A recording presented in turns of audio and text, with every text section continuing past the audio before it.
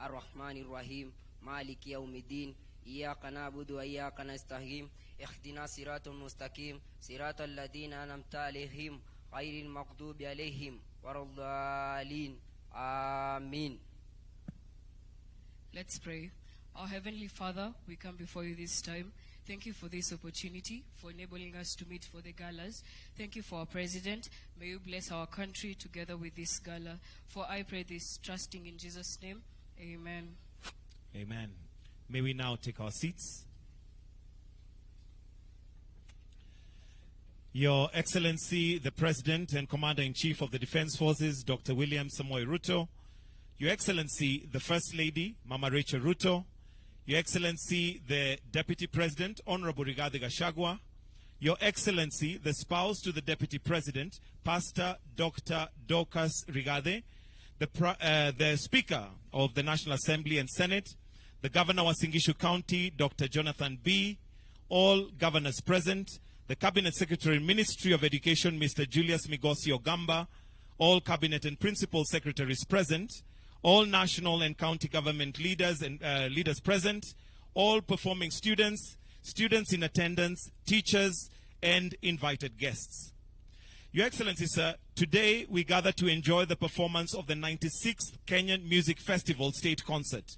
This concert brings together a selection of best performances in different categories of music, dance, and elocution. The performances feature students from early childhood, basic education, university, and technical colleges. The first performance, Your Excellency, is by Moi Girls High School, Eldoret, performing a Western classical orchestra, an overture from the opera. The title is The Marriage of Figaro by Mozart. It is conducted by Finsri Dasa. Your Excellency, sit back and enjoy the talent our young bring to the stage. Finri, the stage is now yours.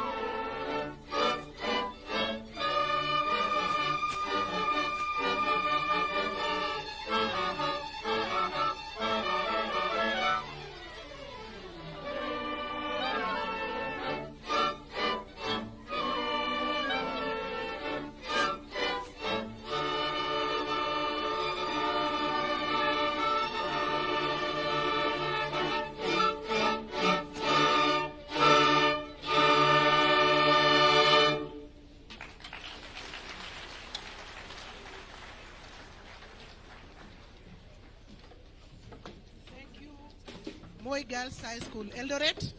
Kindly let's clap again for Moi Girls High School, Eldoret.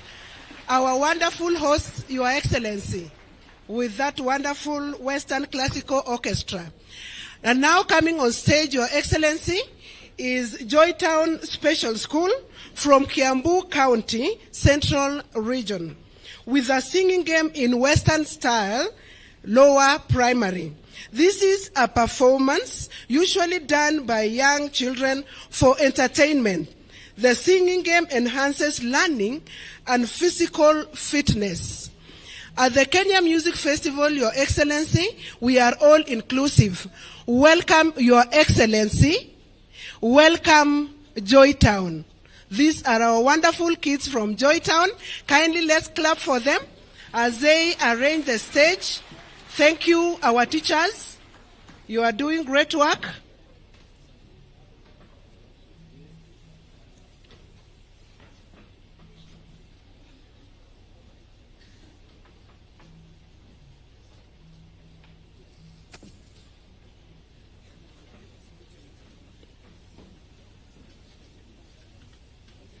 Thank you, Your Excellency, and welcome, Joytown.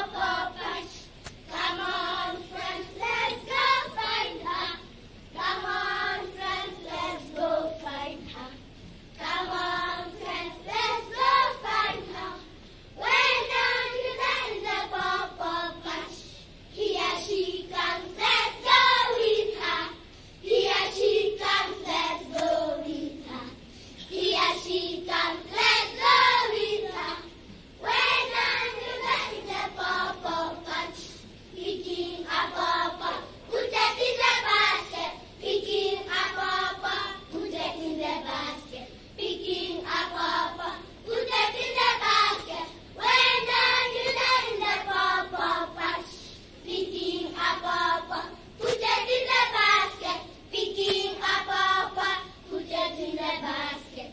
Picking a papa.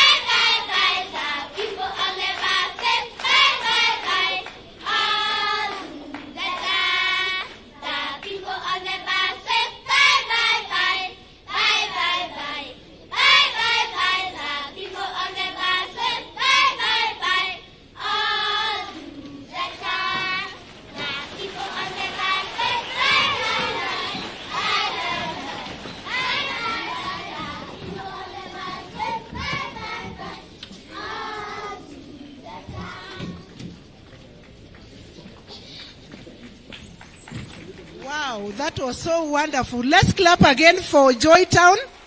Thank you, our wonderful teachers from Joytown. That is wonderful work. And we have seen the great talent from our children. Thank you, Joytown. Coming next on stage, Your Excellency, is Saint Bakita ECD from Machakos County, Eastern Region, with a special composition on the theme, Developing the Creative Economy Through Creativity and Imagination in Music and Elocution. The child is in the performance, the child is proud of his performance and creativity. And the child is also grateful for the teacher for nurturing the creative talent under the CBC. Welcome, St. Bakita School. Welcome, Your Excellency.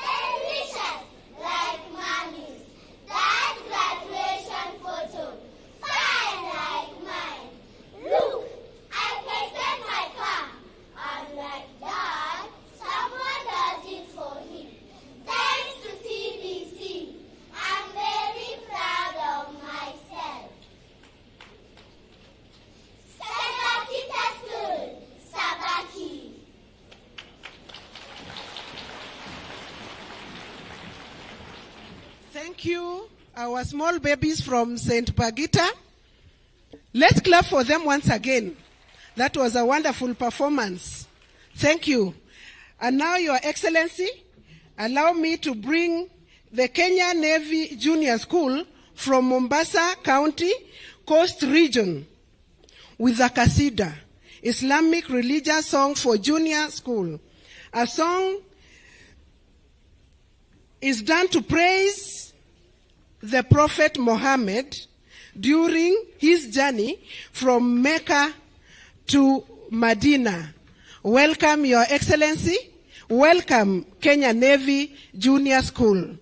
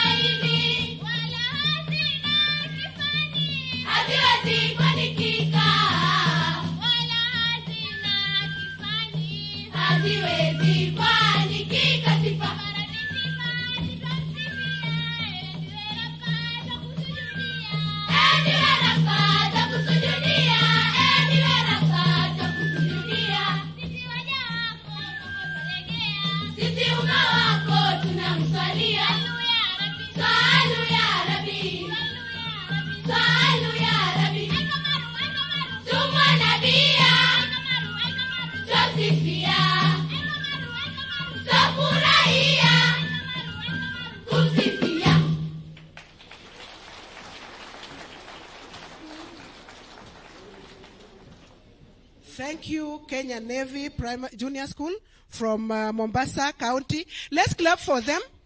That was a wonderful performance.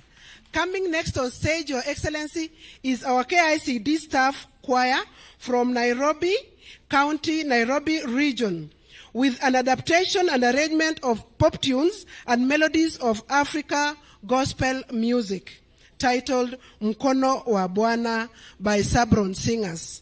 The song exalts God's hands, which enable mankind to achieve all their desires. Welcome, Your Excellency. Welcome, KICD.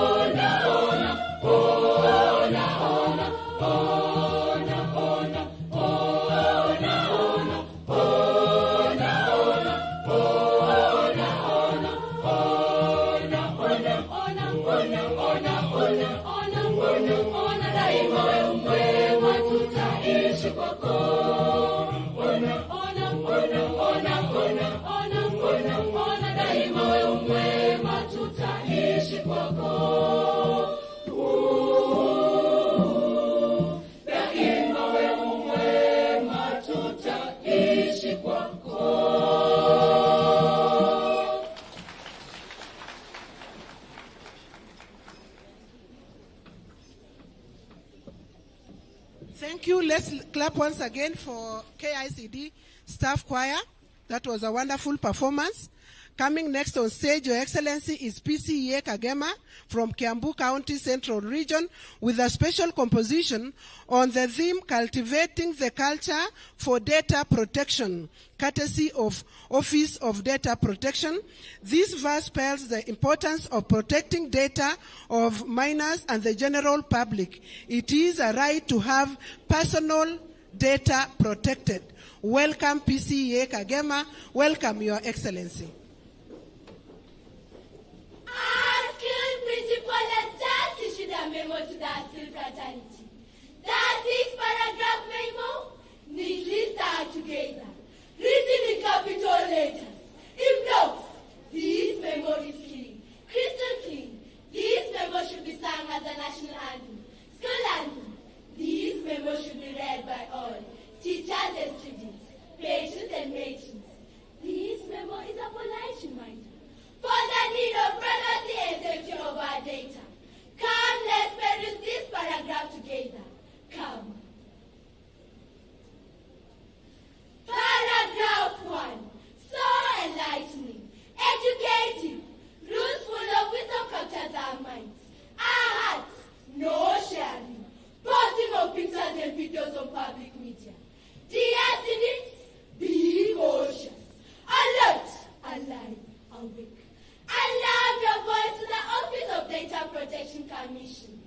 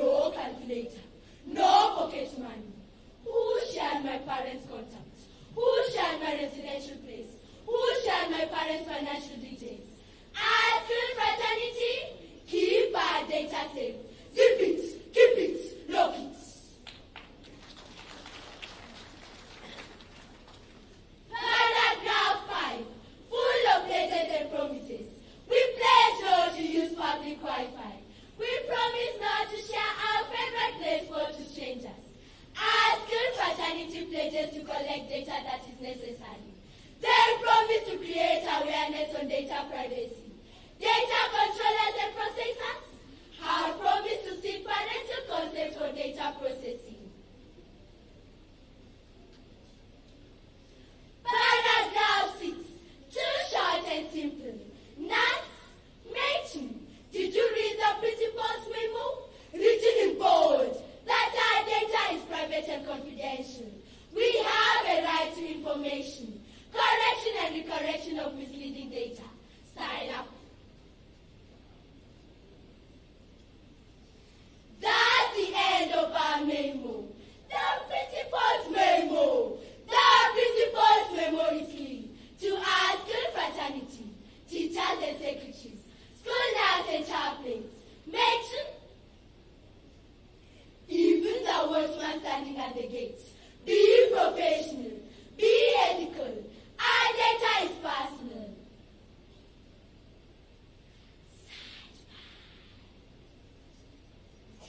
The principal, Kagema, public comprehensive scale.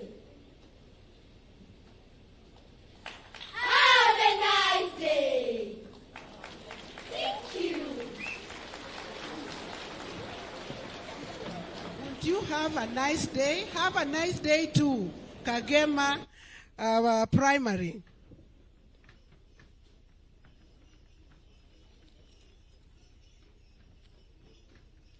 Thank you, Your Excellency.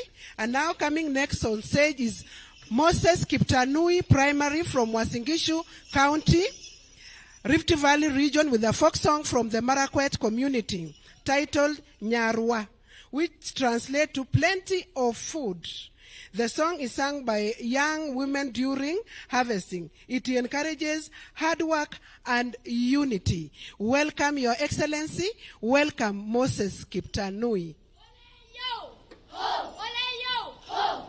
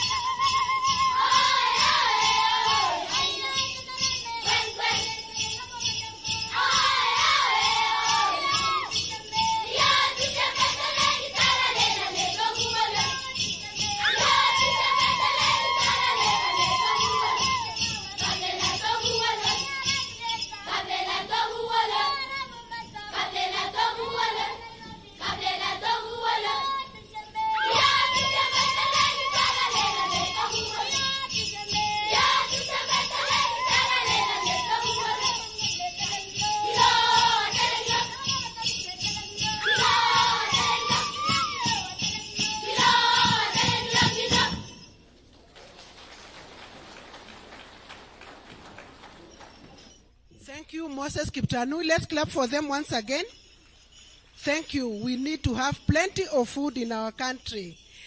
Coming next on stage, Your Excellency, is Dhaka Baricha School from Marsabit, Eastern Region. They are going to perform, they are going to give us a folk song from the Borana community titled Aria Warite. The song is sung by young Borana girls during wedding ceremonies to bid farewell to the bride. Welcome, Dhaka Baricha High School. Welcome, Your Excellency.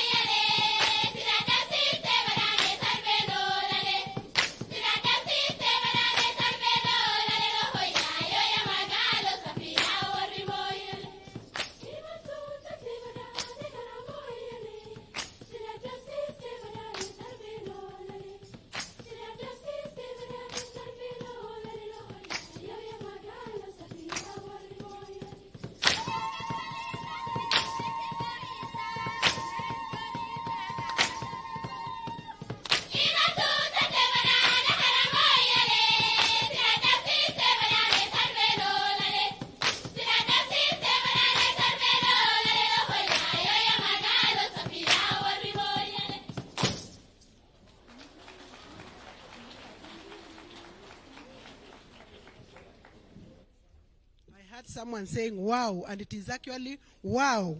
Thank you, Dhaka Baricha High School, for that wonderful performance. Coming next on stage, Your Excellency, is Bunyore Girls High School from Vihiga County, Western Region. They are giving us English verse on the theme, Just Like You. The poem is about the invaluable role of the teacher to the learners, and the community. Welcome, Bunyore girls. Welcome, Your Excellency. In the cold cradle of dawn's embrace, you lost your sleep. You grasped your tools of trade. You marched to class with a flame of purpose. Tapped our talents with the patience of a saint, just to bring our dreams to fruition. A spring of spire you are to the nation. Teacher, we want to be just like you. Your toiling hands have birthed presidents, doctors, lawyers, pilots, farmers, bankers, tax-compliant citizens. But whose hands birthed burglars? Who taught drug traffickers? Whose classes did radicals attend? Confident we are that they skived your moral curriculum. Your training yields ethical countrymen. That's why we crave to be just like you, teacher. Midnight candles you burnt, glued us to global foundations. Yoked us in virtual discussions, fostered joint cooperations. From theories to practical presentation. Look at us now. We hail your teaching techniques for giving us skills to solve puzzles with global expertise. Your aptitude fuels our excellence. Not at all were you derailed when we failed our school exams. You took us for remedial. Not at all did we complain. When we lost in the music contest, you taught us to lose with integrity, trained us to win with humility, grind us to strive for the best. That's why we yearn to be just like you. A gem of innovation you are. We cherish teaching methods. When COVID got us confused, not at all were you bemused. Teaching techniques you promptly devised, your notes with joy we revised, downloaded your live streams on tablets. Teacher, we want to be gems of innovation, just like you. In convention with the Teachers Service Commission, we take this moment to give thanks to you. Thank you for being our spring of motivation. Thank you for your moral and principle lessons. Thank you for fostering global mindsets in us. We hail your innovations. We praise your teaching prowess. We trace your footsteps of knowledge. For we want to be just like you. Yes, just like you. Thank you.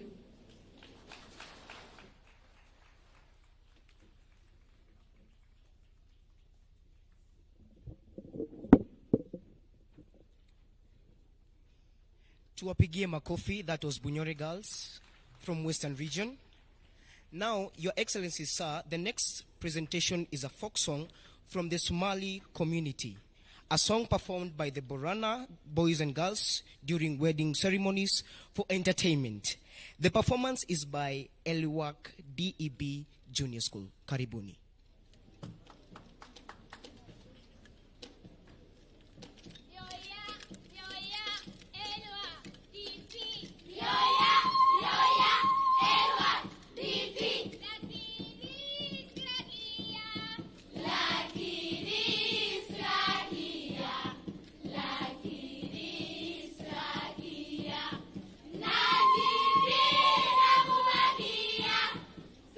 Tupate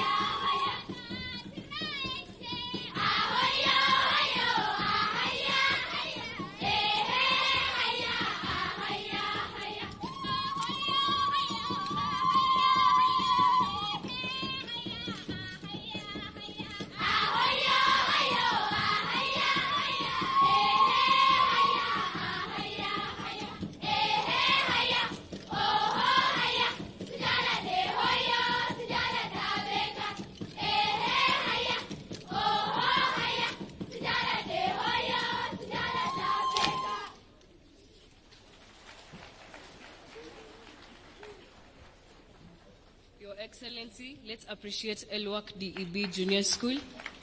Next on stage is Camel Catholic Junior School from Nairobi. This is a Korean traditional dance for women. The dancers use pink pony decorated turns to form flowers, butterfly waves, and all kinds of beautiful formation. The dance is characterized by elegance, grace, and beauty, which are essential values in the Korean culture. Thank you. You're welcome, Your Excellency.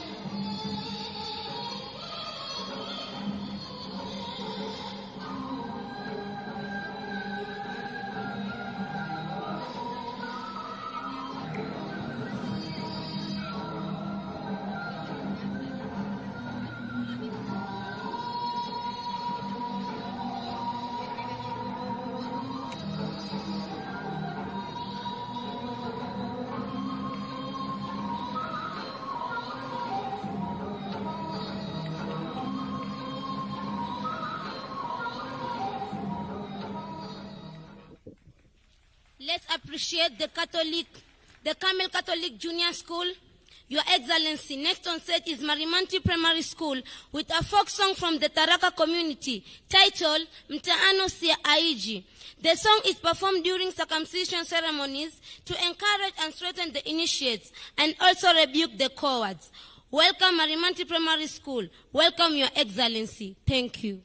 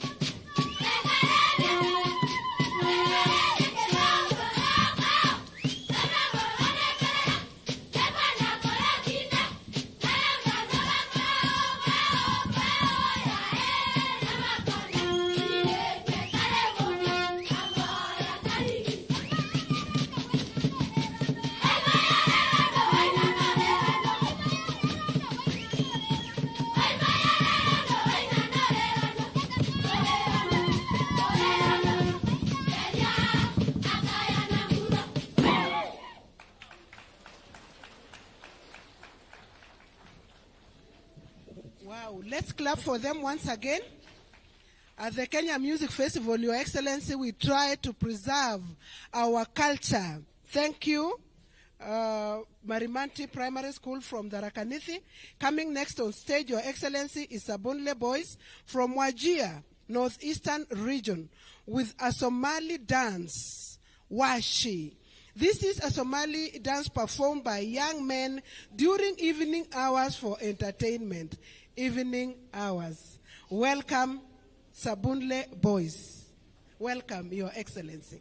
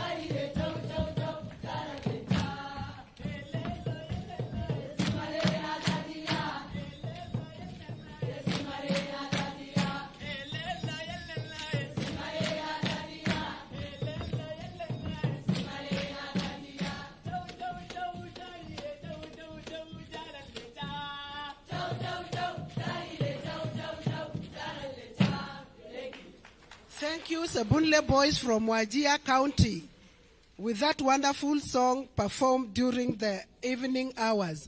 Coming next on stage, Your Excellency, is Tenwek Boarding Primary School from Bomet County, Rift Valley region, with a choral chant in Kipsigis language, a chant that speaks against the illicit brew. These girls are telling the public that they are saying no to drug abuse and illicit brew. Welcome, Tenwek Boarding.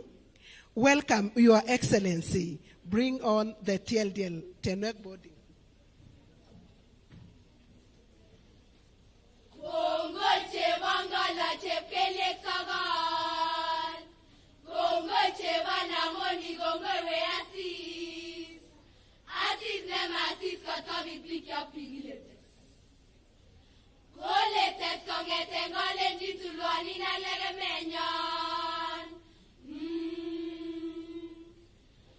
Oe bito mwa woga cho mwa woga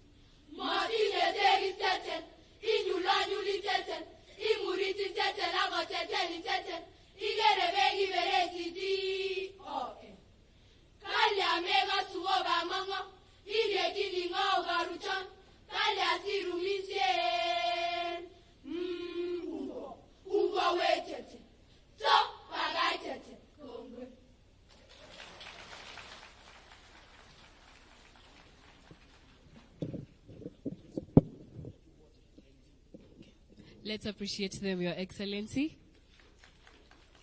Next on stage, we have Kipulu Secondary School from Nandi County, Rift Valley region, performing traditional cultural group dance from the Nandi community, titled Nyendalel, performed by Nandi warriors during celebration. The song emphasizes peaceful coexistence and unity among the communities. Thank you. Enjoy, Your Excellency.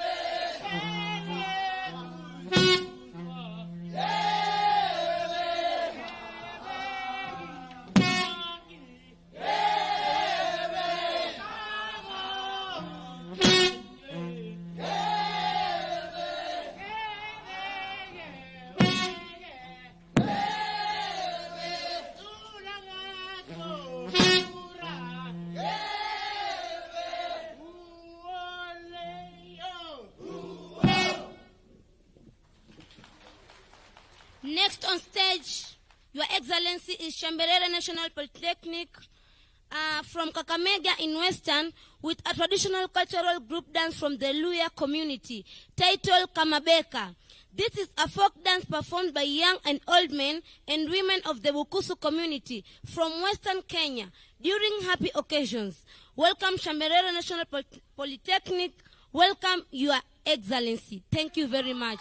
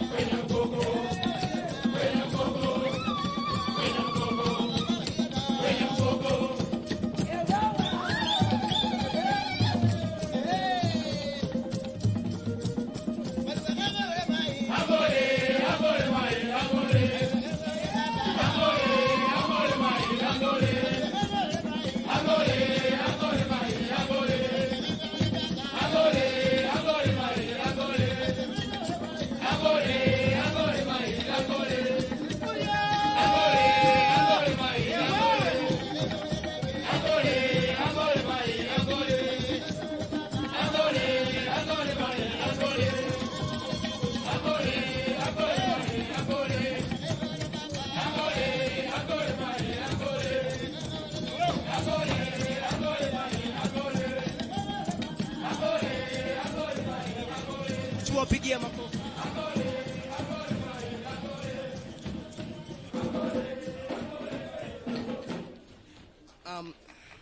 Your Excellency, that was Shamba National Polytechnic. Next on stage is Migori High School from Kiambu County in the Central Region. They are performing a folk song from the Kikuyu community. This dance is performed by Kikuyu elders during happy occasions. Welcome.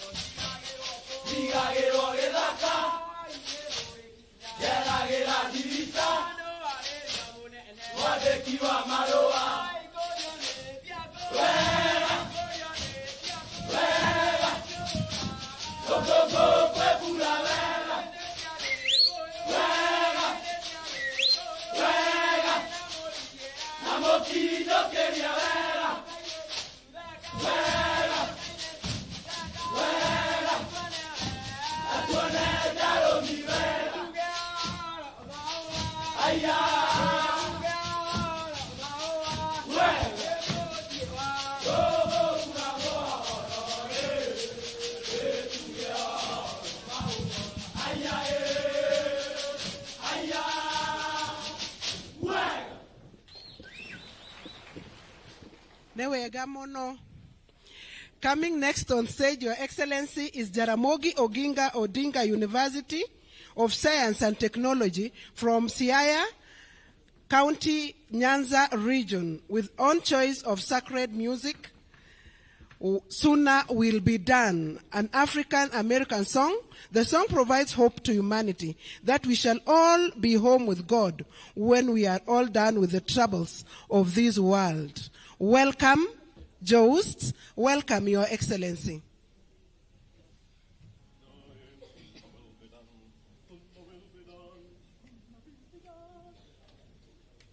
Sooner will be done away the troubles of the world, troubles of the world, the troubles of the world. Sooner will be done away the troubles of the world, going home to live with God. Sooner will be done away the troubles of the world, troubles of the world, the troubles of the world. Sooner will be done away the troubles of the world, going home to live with God. I want to meet my mother. I want to meet my mother. I want to meet my mother. I'm going to live with God. I want to meet my mother. I want to meet my mother. I want to meet my mother. I'm going to live with God. Sooner will be done away the troubles of the world, the troubles of the world, the troubles of the world. Sooner will be done away the troubles of the world, going home to live with God. Sooner will be done away the troubles of the world, the troubles of the world, the troubles of the world. Sooner will be done away the troubles of the world, going home to live with God. No more whipping and wailing. No more whipping and wailing. No more whipping and wailing. I'm going to live with God. No more whipping and wailing. No more whipping and wailing. No more whipping and wailing.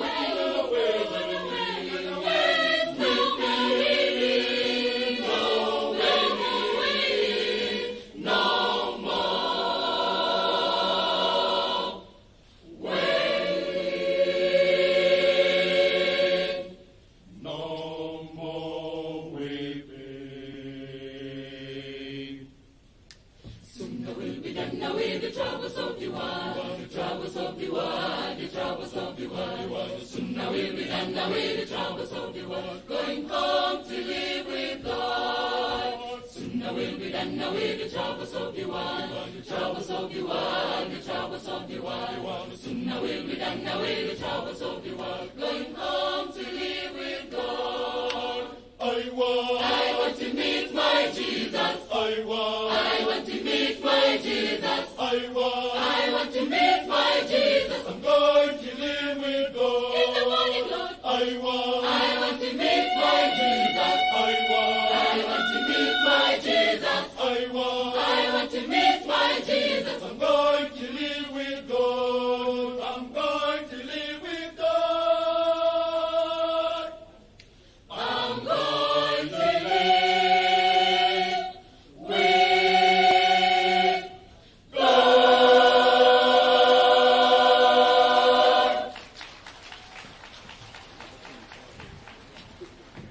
Wow, sooner will be done. Thank you, Joust.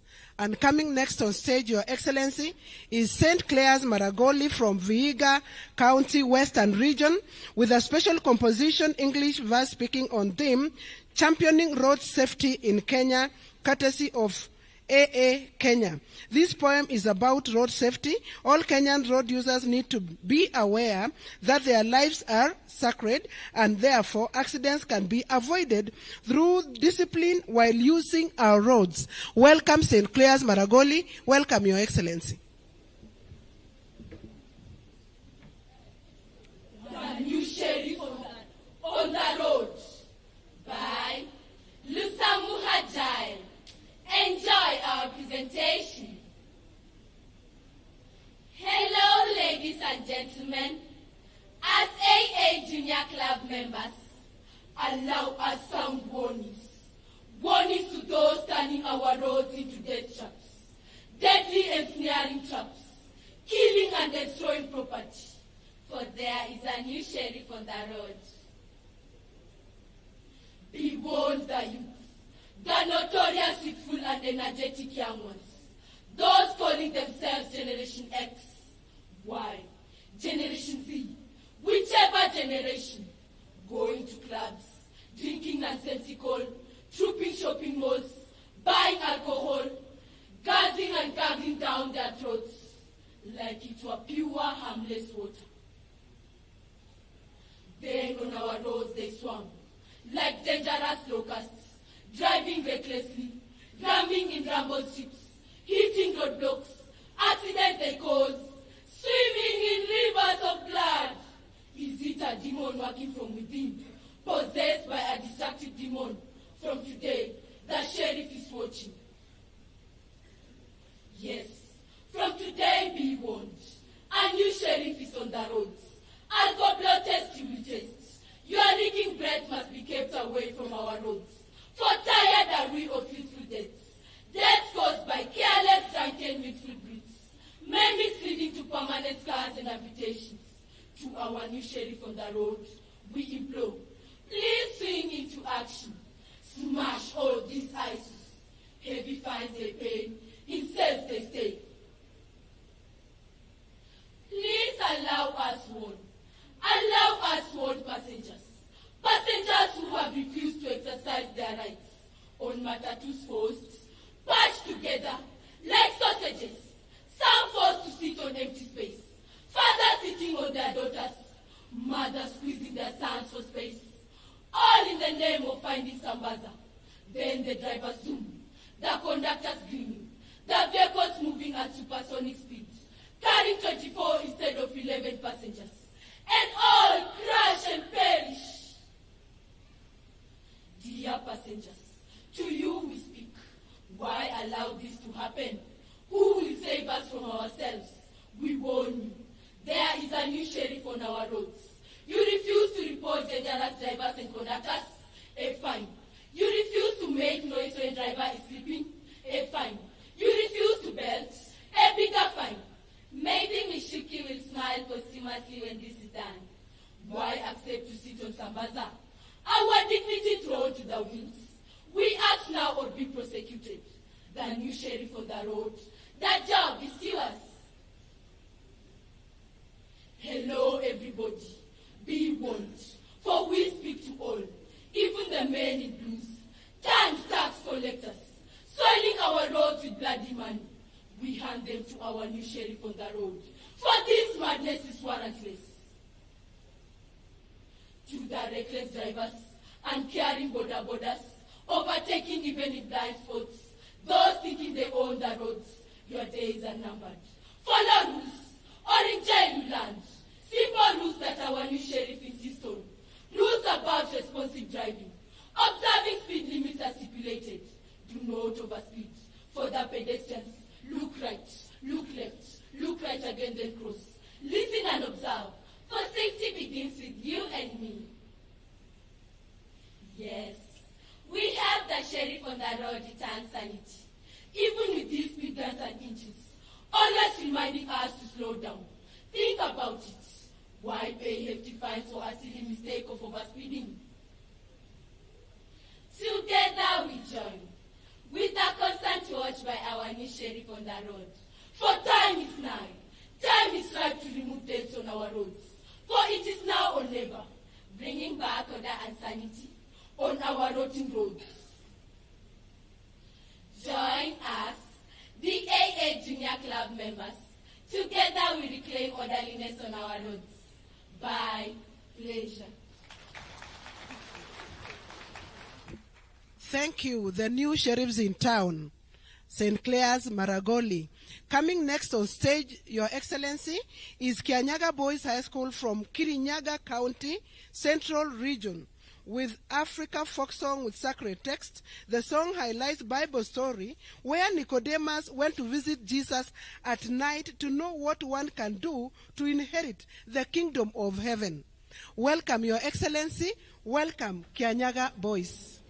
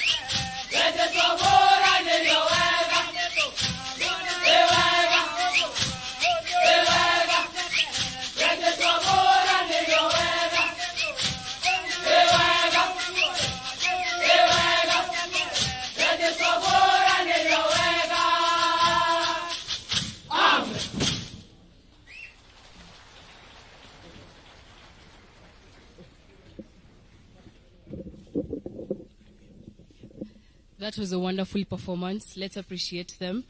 Next on stage, Your Excellency, is Kochogo Girls High School from Kisumu County, Nyanza region. This is a traditional cultural group dance from the Luo community titled Dodo. This is a Luo cultural dance that is performed by married women during merrymaking occasions. It is performed with peacock movements that are slow, graceful, and with pride. Welcome.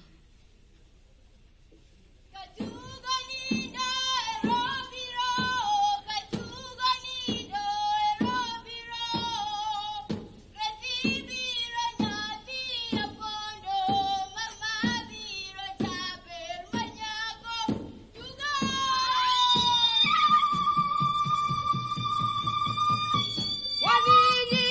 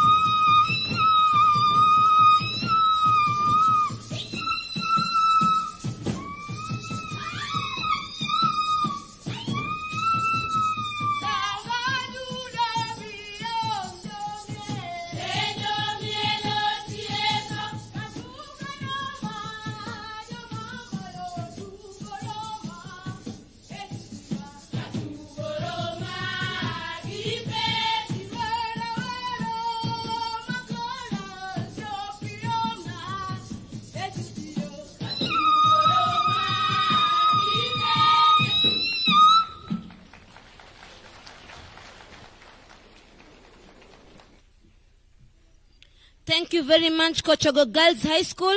Next on stage, Your Excellency, is Co-Arid Zone from West Pokot in the Rift Valley region, with an African traditional cultural group dance from the Pokot community entitled Naleo. This is a dance performed by Pokot young women after a good harvest. Welcome, Your Excellency. Thank you.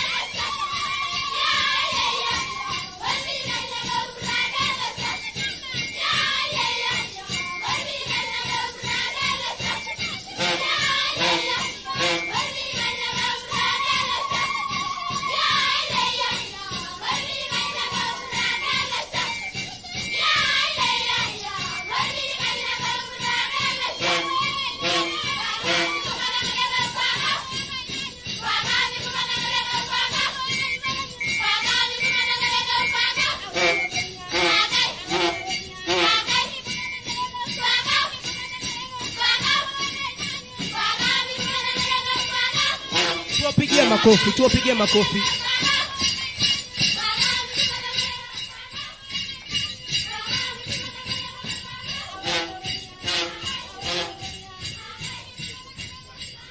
Your Excellency, the next on stage is Ngara Girls High School from Nairobi County in the Nairobi region. They are performing an English chorus speaking original composition entitled Behind the Adjudicator's Table. This poem is about the attention trainers go through while presenting their items before the adjudicators. Mr. President, you may consider for us, especially for the trainers, for the adjudicators to stop being very harsh to us. Thank you.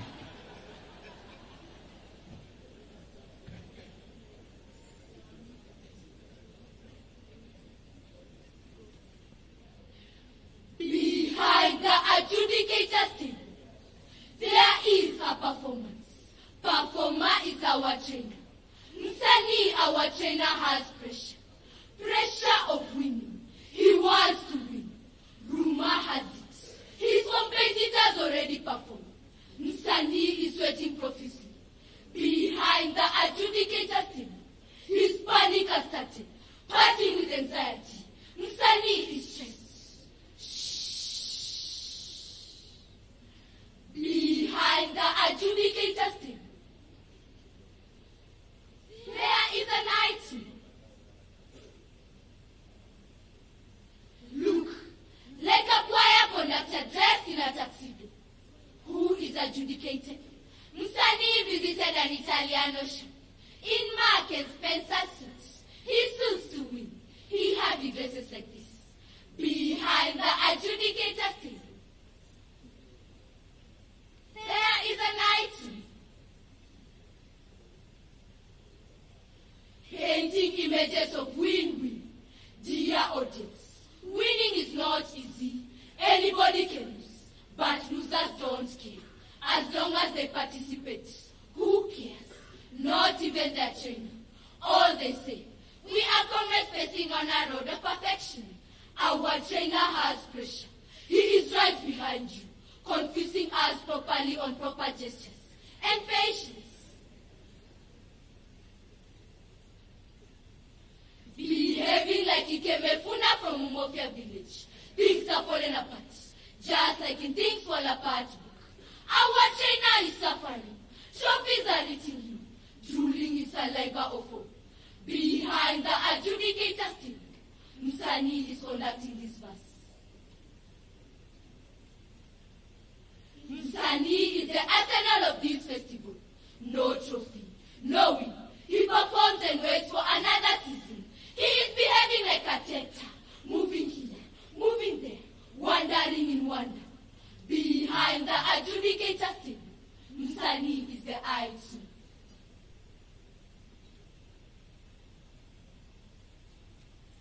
Last time Msanii won was 10 years ago. He is used to Butwa. In lower primary was I, perhaps performing a singing game. Behind the adjudicators team, Msanii is the item.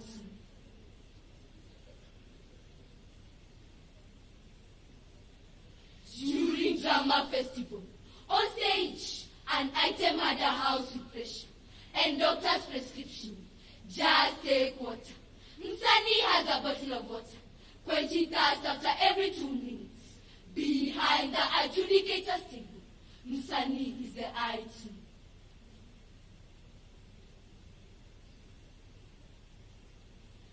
Where is the position of the child? When Msanii thinks about himself, he is eyeing for a promotion, using a child as a billboard to advertise his dream. He is chasing for merits, through merit certificates, gala performance, and stage concert in his tuxedo. Behind the adjudicators table, Msanii is the item.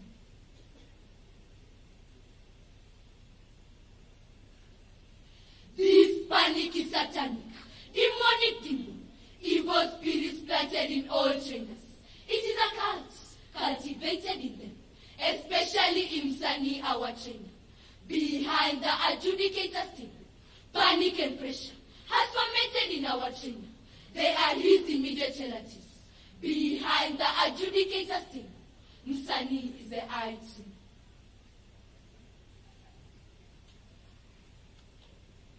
Now, to our trainer Msanii, please calm down.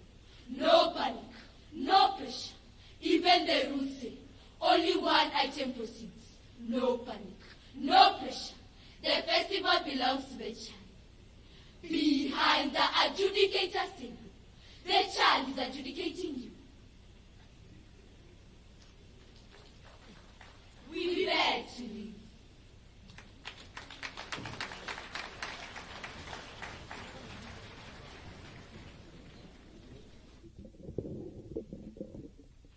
Thank you, Ngara girls. Behind the adjudicators table, there is an item. Coming next on stage, Your Excellency, is Migori Boys High School from Migori County, Nyanza region, with a folk song from the Luo community, Atise Rosa. This is a song about a young lady who ran away from her matrimonial home due to domestic violence. And now the husband has realized his mistake and wants Rosa to come back home. I hope after this performance, Rosa will come back home. Welcome, Migori Boys. Welcome, Your Excellency.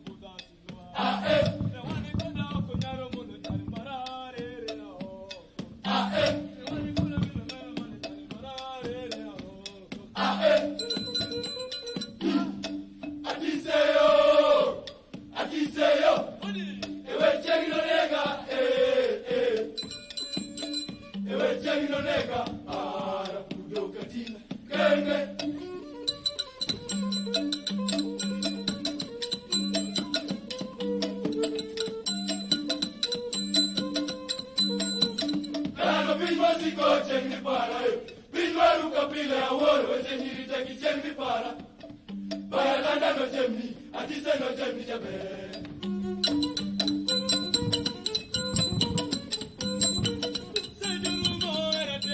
Atise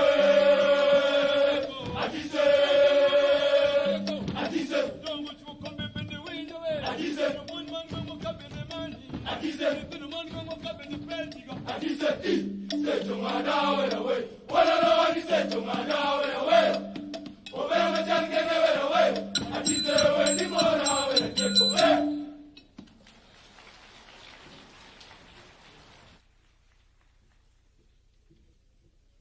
Jaber Rosa should come back.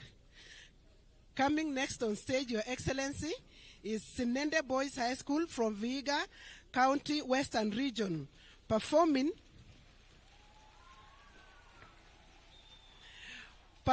as Lizopendwa with live instrument accompaniment for secondary school.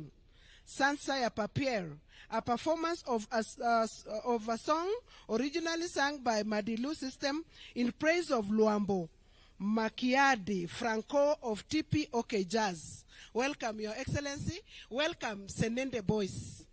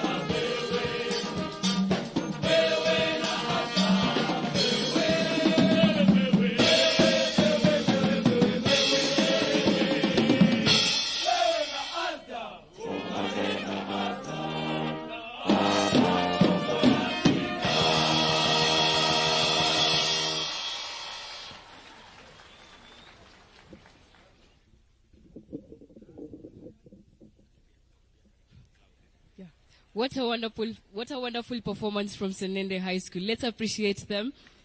Next on stage, we have Tiwi High School from Kwale County, Coast Region, performing a traditional cultural group dance from the Mijikenda community.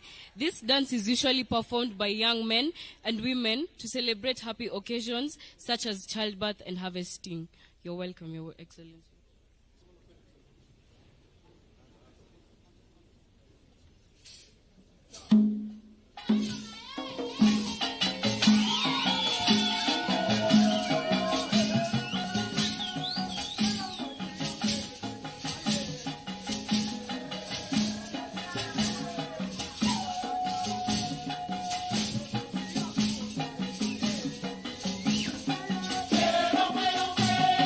Ayo,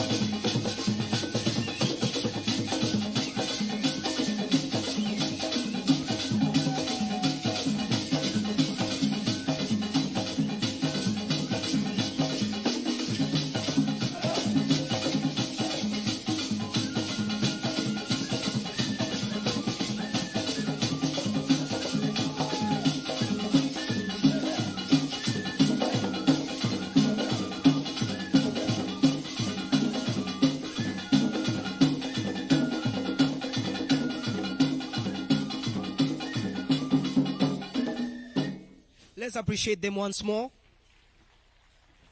So, Our Excellency, next on stage we have Kakuma Mixed School from Turkana County in the Rift Valley region. They are performing a folk song from the Turkana community entitled Ekisil. This is a song performed during peace meetings. It encourages communities to engage in activities that change their lives positively, like today's activity. Enjoy.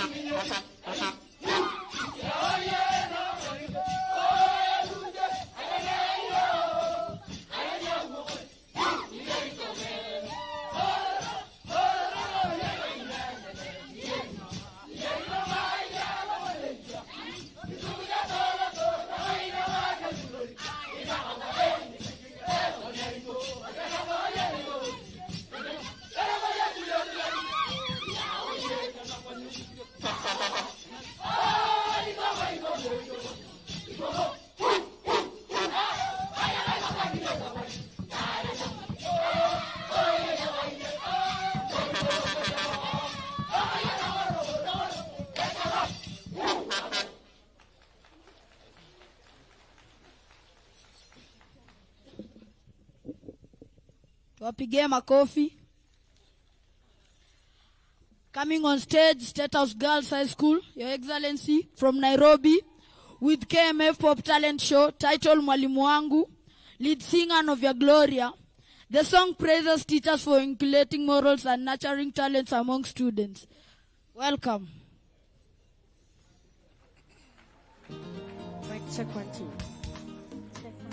Mwalimu ni shujaa. Najivunia mwalimu wangu, namthamini mwalimu wangu, nafurahia mwalimu wangu, ni shujaa mwalimu wangu, ni shujaa umenifunza vyema. Mwalimu wangu umenielimisha. Mwalimu wangu ni baraka kwangu. Mwalimu wangu ni shujaa wangu. Daima ni shujaa wangu. Ni shujaa wangu. Amejaliwa hekima tele, ni wa huruma na subira tele. Amenipa maarifa na ujuzi tele. Ni shujaa mwalimu wangu, ni shujaa mwalimu wangu, mwalimu wangu menifunza vyema. Mwalimu wangu menielimisha. Mwalimu wangu ni baraka kwangu. Mwalimu wangu ni shujaa wangu. Daima ni shujaa wangu. Ni shujaa wangu. Our teachers, today we celebrate you. Indeed, you are my hero. Teachers, you are always our hero. Celebrate, I celebrate. Celebrate my teacher, my hero. Celebrate, I celebrate.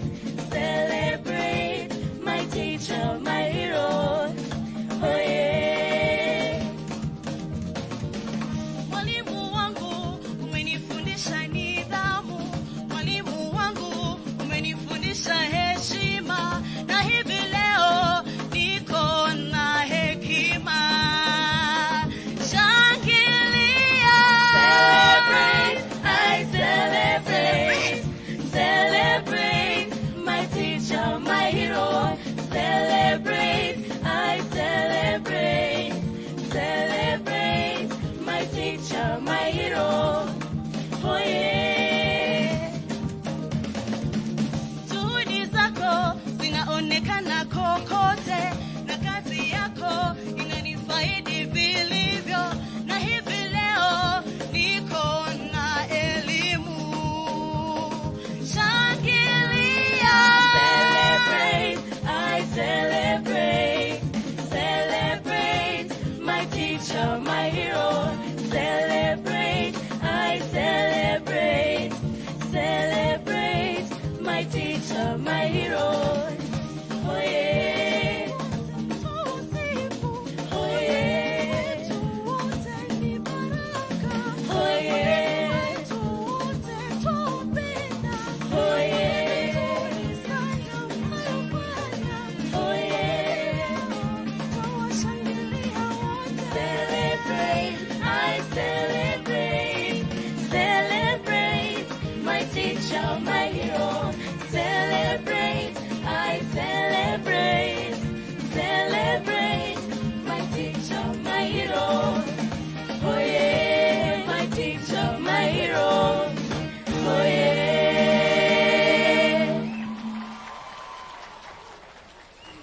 Wow, what a wonderful performance from State House Girls. Your Excellency, at the Kenya Music Festivals, we are now producing great musicians. They will make great musicians after high school.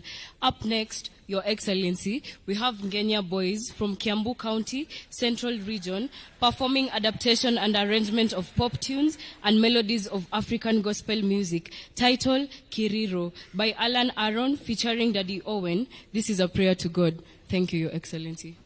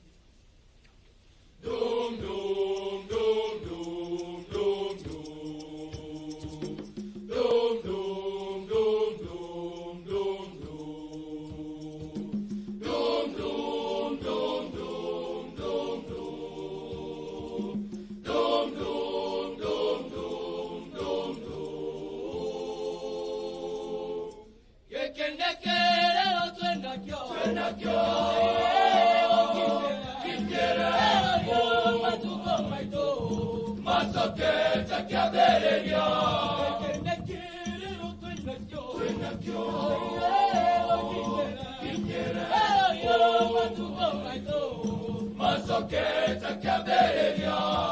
Oh Lord, now make me see. I repent and I sin now on melodies. Oh Lord, now hear me cry. No matter what them do and no matter what them try. Oh Lord, see if I ever need. Oh Lord, now hear me cry. No matter what them do and no matter what them try. You are holy, holy. You are holy, holy. You are holy, holy, holy. Oh Lord, now hear me cry. We. Ekeneke, Twenakyo.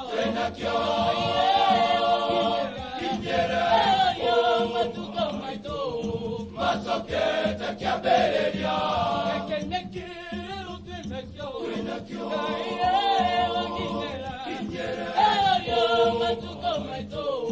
Masoketa Kaberia. Unyo kwa unyo, kanyaga kwa kanyaga, mnasonga mbali na yeye. Hamjali matendo yenu ya mudhi, hamjali Mungu wenyu. Mbona kumsahau maishani mwenyu upendo uliokuwa wa kwanza? Na kiapo mlichokula nyinyi, maovu yenu, mawazo yenu, na wasihi mgeuze sasa, na wasi kwa Mungu Baba. Ekenekero Twenakyo.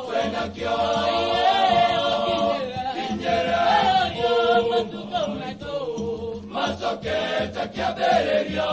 Ekenekero Twenakyo.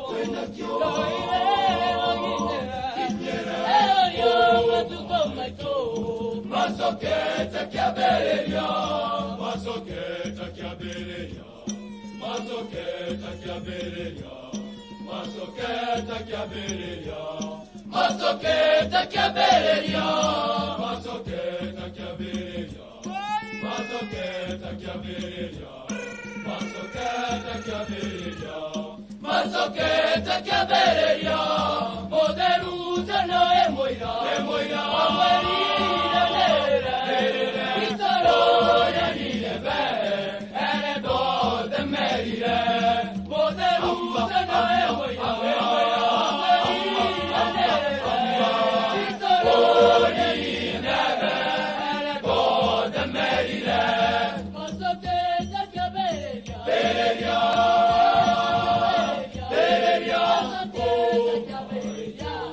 Masoketa Kaberia. Masoketa Kaberia. Masoketa Kaberia. Masoketa Kaberia. Masoketa Kaberia.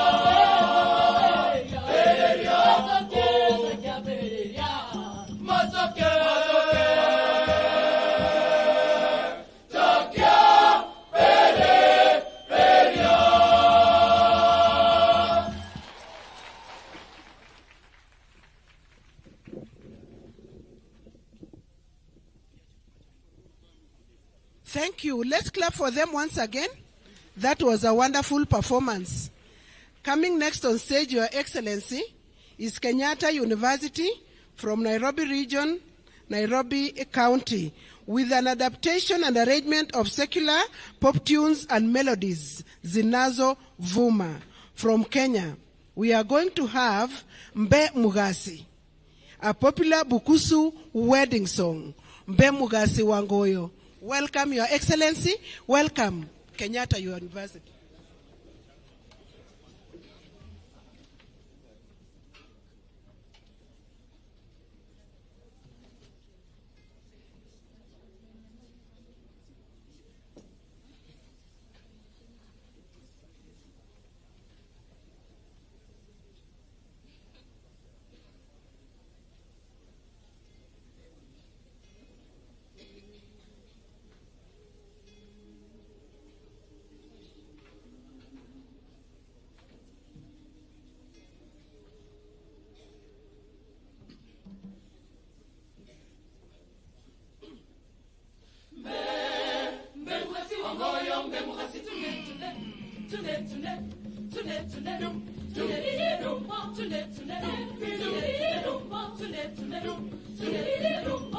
Mbemugasi wangoyo, mbemugasi. Usime wange weku moyo.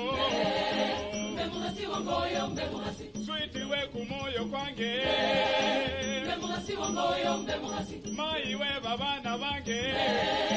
Mbemugasi wangoyo, mbemugasi. Itaishi naye ni mwenze. Yes, wangoyo, mbemugasi. Mbemugasi wangoyo, mbemugasi. Usime kumoyo kwange. Mbemugasi wangoyo, mbemugasi. Itaishi naye ni mwenze. Yes, wangoyo, mbemugasi. Mbemugasi wangoyo, mbemugasi. Kumoyo kwange, mbemugasi wangoyo, mbemugasi. Mbemugasi wangoyo. Mbemugasi wangoyo, usale mabana, mbemugasi. Mbemugasi wangoyo. Mbemugasi wangoyo, usale mabana, mbemugasi. Pambo mugasi wangoyo. Mbemugasi. Emai mugasi wangoyo. Mbemugasi. Lleva sana reba koreba. Mbemugasi. Lleva sana boya boya. Mbemugasi. Mugasi wangoyo.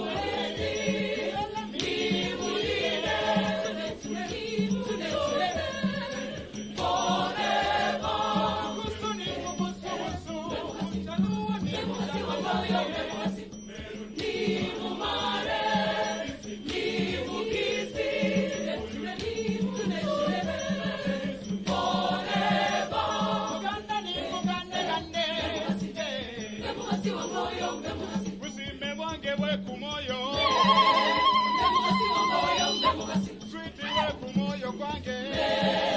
Mbemugasi wangoyo, mbemugasi. Mai we babana bange. Mbemugasi wangoyo, mbemugasi. Itaishi naye ni mwenze. Yes, wangoyo, mbemugasi. Mbemugasi kusime kumoyo kwange. Mbemugasi wangoyo, mbemugasi.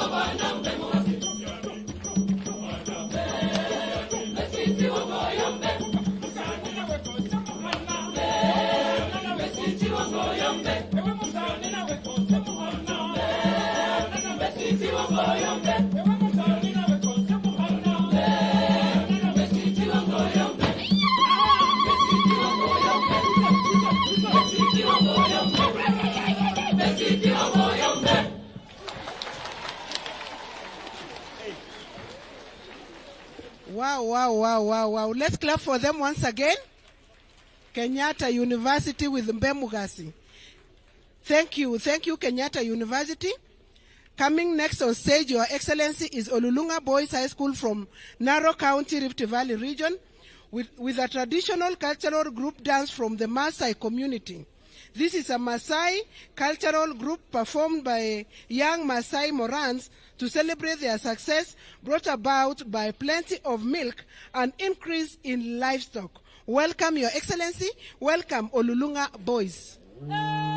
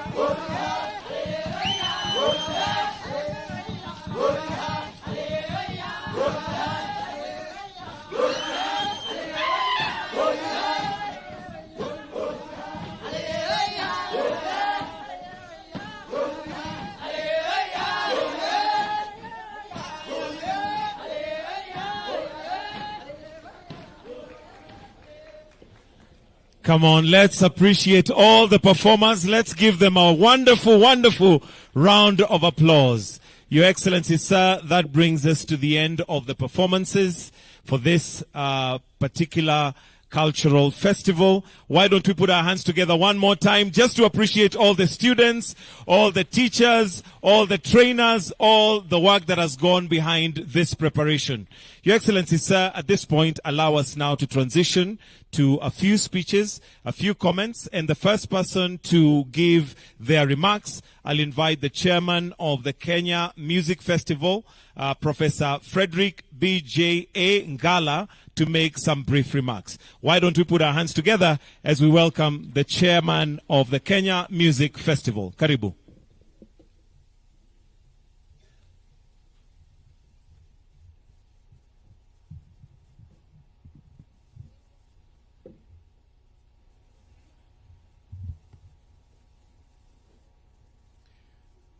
Your Excellency, the President and Commander-in-Chief of the Kenya Defense Forces and the patron of Kenya Music Festival, Dr. William Ruto. Your Excellency, the First Lady of the Republic of Kenya, Mama Rachel Ruto.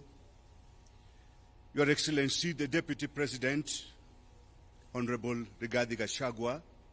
Your Excellency, the spouse of the Deputy President, Pastor Dr. Dorcas Rigathi, the Cabinet Secretary, the Governor, other Cabinet Secretaries here, allow me to ride on the protocols already established, Your Excellency, sir. Your Excellency, the President, between 3rd and 14th of August 2024, our children mounted serious stage performance in dance, elocution, and music. The standard of music festival during this year was recorded as an all-time high. The festival theme, Your Excellency, was talent development for growth of the creative economy. This theme is in line with the bottom-up economic transformation agenda that considers creative industries a significant contributor to the national gross domestic product. This theme is also aligned, Your Excellency, sir, to the competency-based education that considers music festival as a platform for displaying talent, which is further aligned to the sports, science, and creative arts pathway enshrined in the basic education curriculum framework. Your Excellency, sir, to do this, we worked together with the National Executive Committee. Allow me, Your Excellency, to request them just rise. The National Executive Committee. Please appreciate that. Thank you. Together with the National Executive Committee, we had a total of about 50 adjudicators in all the areas of music, dance, and elocution. May I also request the adjudicators to rise from wherever they are. Thank you so much. In the interest of time, Your Excellency, I would like just to mention that during this time, we had a total of slightly over 145,000 students participate in this festival from all the regions, the 8 regions, 47 countries. It is interesting to note that during this time, we used a total of 3,200 buses, and there was a marked increase in the participation of the university students, Your Excellency, from 6 last year to 15 this year, Your Excellency. This festival was largely successful because of good guidance from the ministry, and in particular, I would like to mention Dr. Belio Kipsang, the PS Basic Education, Your Excellency, sir, together with the Director General and also the Director in charge of Field Coordination and Co-Curricular Activities. We had excellent adjudication work, devoid of any form of malpractice during this time, Your Excellency. And all the teams were brought to you, we assure you, they actually won genuinely fair game, Your Excellency. There was good leadership on the part of the National Executive Committee, and I want to mention specifically the contribution of Madame Janet Langat, who is just behind me here.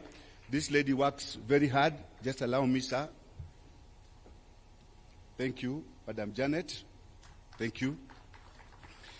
Your Excellency, excellent security services was provided under the guidance of the Governor of Uasin Gishu County and the National Security System.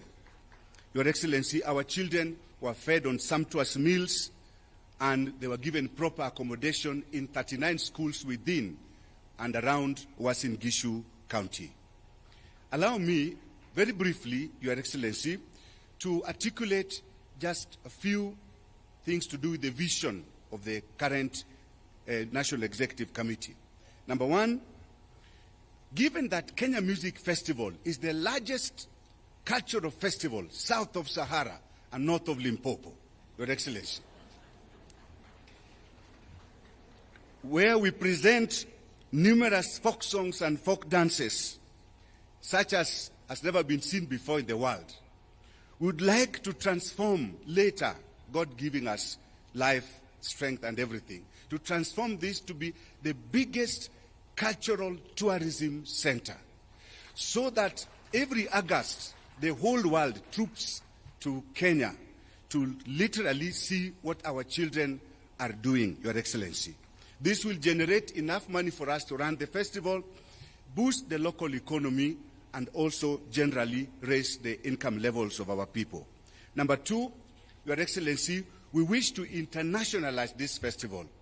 During this time, we had our friends from the United States of America and specifically University of Florida.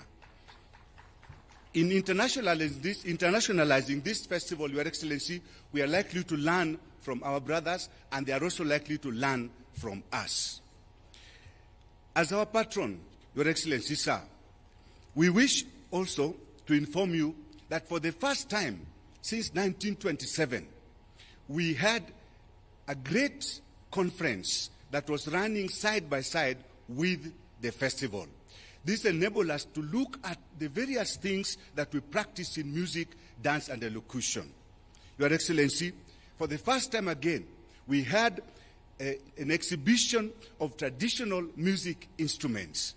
And our learners from all parts of the country, all the way from Garissa, Mandera, to this other side, to Lokichogio, everywhere, were able to learn about and even see practically the specific music instruments that they only learn or see in the textbooks. Your Excellency, this time round, we are continuing with the monetization of works of artistic expression. This directive came from you and was given to Kenya Music Festival and Kenya Institute of Curriculum Development. This process is going, Your Excellency, and we are glad that KICD is working with us to ensure that we monetize this. This will assist us, Your Excellency, to contribute towards the growth of the creative economy. A few more, Your Excellency. The proportion of music that is presented in this Kenya Music Festival, I'm talking specifically about African music, has been retained at an all-time high. Sir, we are saying that we are moving away, slowly by slowly, from emphasizing on Western music. We are trying to emphasize on African music, because then it is this African music that we can monetize, Your Excellency.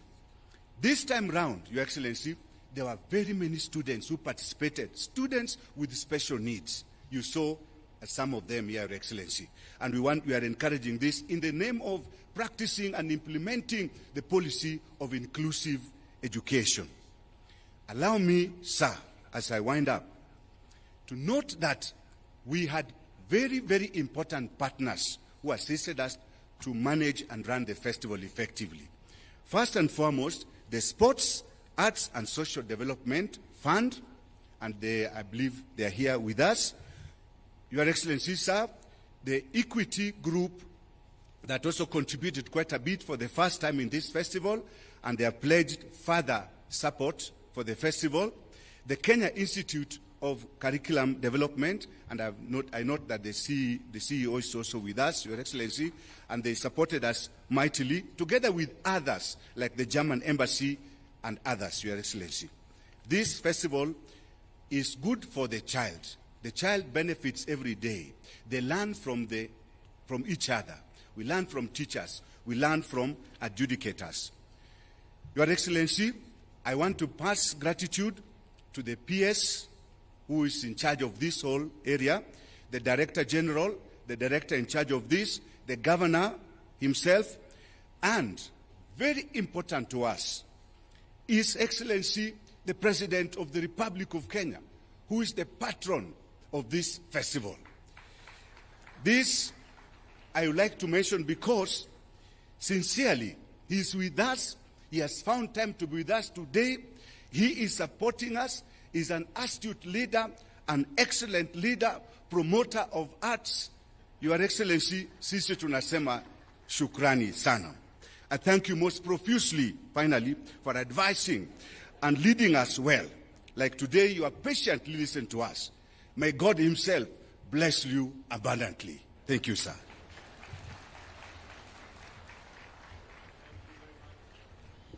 Thank you very much, Mwenyekiti. Tumpigie makofi tena. Na kwa ruhusa yako Mheshimiwa Rais, sasa naomba nimkaribishe Waziri wa Elimu Mr. Julius Migo Ogamba patiane hotuba yake, alafu akimaliza amwalike naibu wa Rais. Tumpigie makofi tafadhali akija. Karibu sana.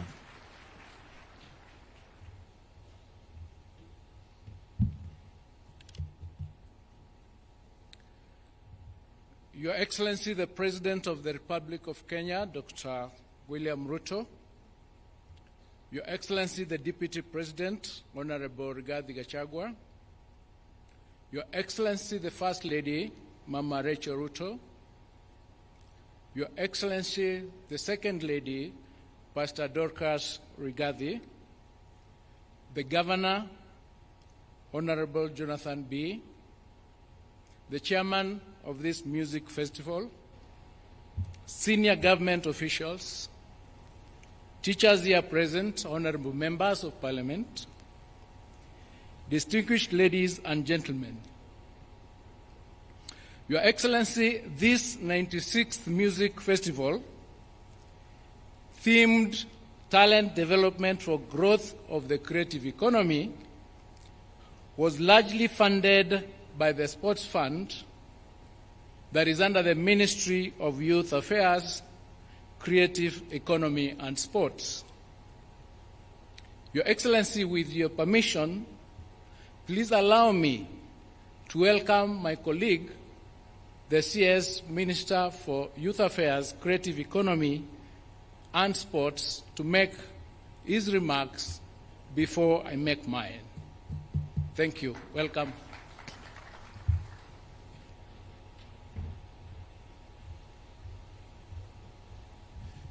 Your Excellency, President William Ruto, Your Excellency, the First Lady, Your Excellency, the Deputy President, Your Excellency, Mama Dorcas, distinguished guests, ladies and gentlemen, good afternoon.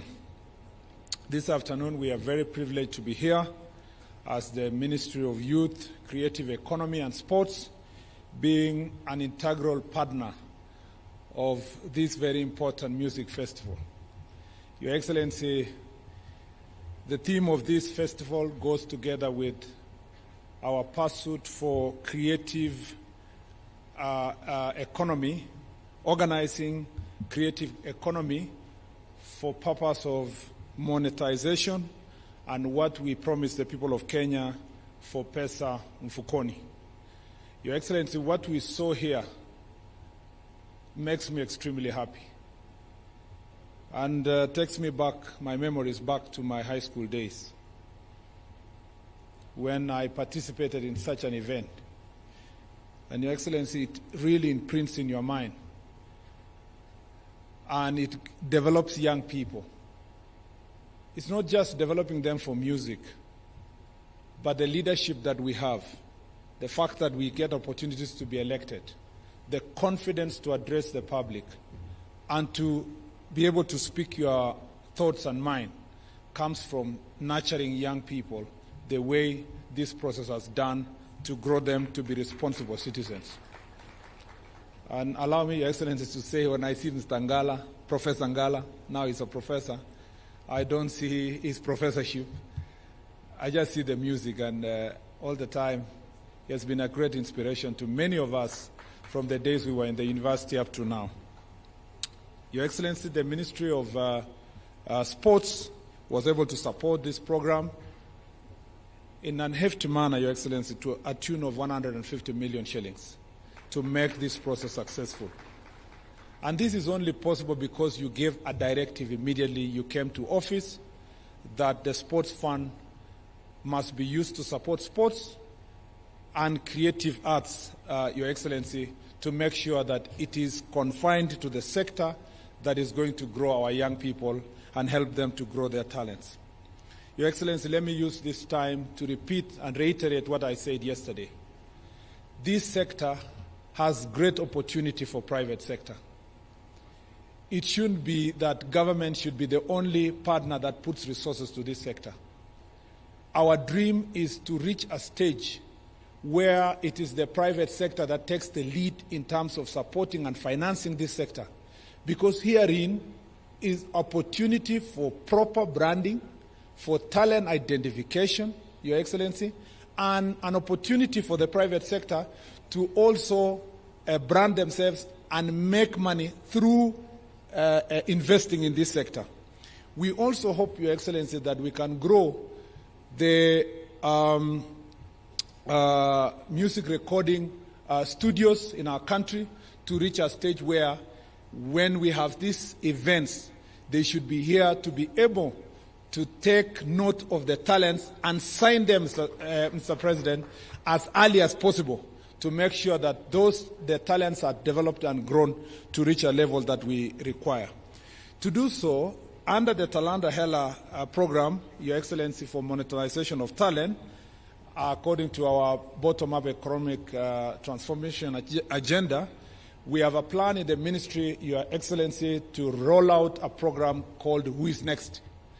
That program, Your Excellency, seeks to identify talent from the grassroots, and we will do it across the country to make sure that we identify talents in music, dance, comedy, poetry, fashion, modeling, and give them a platform to help them, about 3 million youth, Your Excellency, that are going to grow in this sector.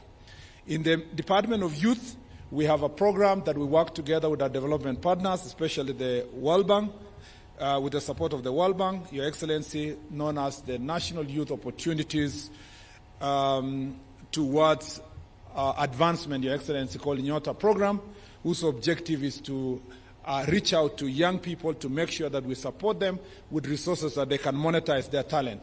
We will be rolling out this program in every ward, in the 1,450 wards across the country, and we will make sure that we support talent. And we want to request the youth of Kenya to now organize themselves in a manner that we can be able to finance and support these talents.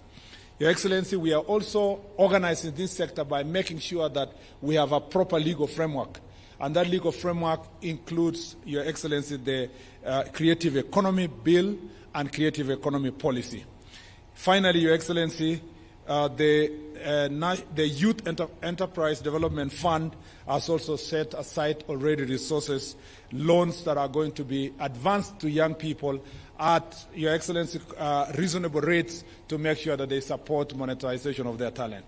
We request that those who have been charged with the responsibility, especially collective management organizations that are managing resources that are collected from our creative industry, especially the music sector, that, Your Excellency, they must be prudent in terms of transferring the resources to the musicians themselves.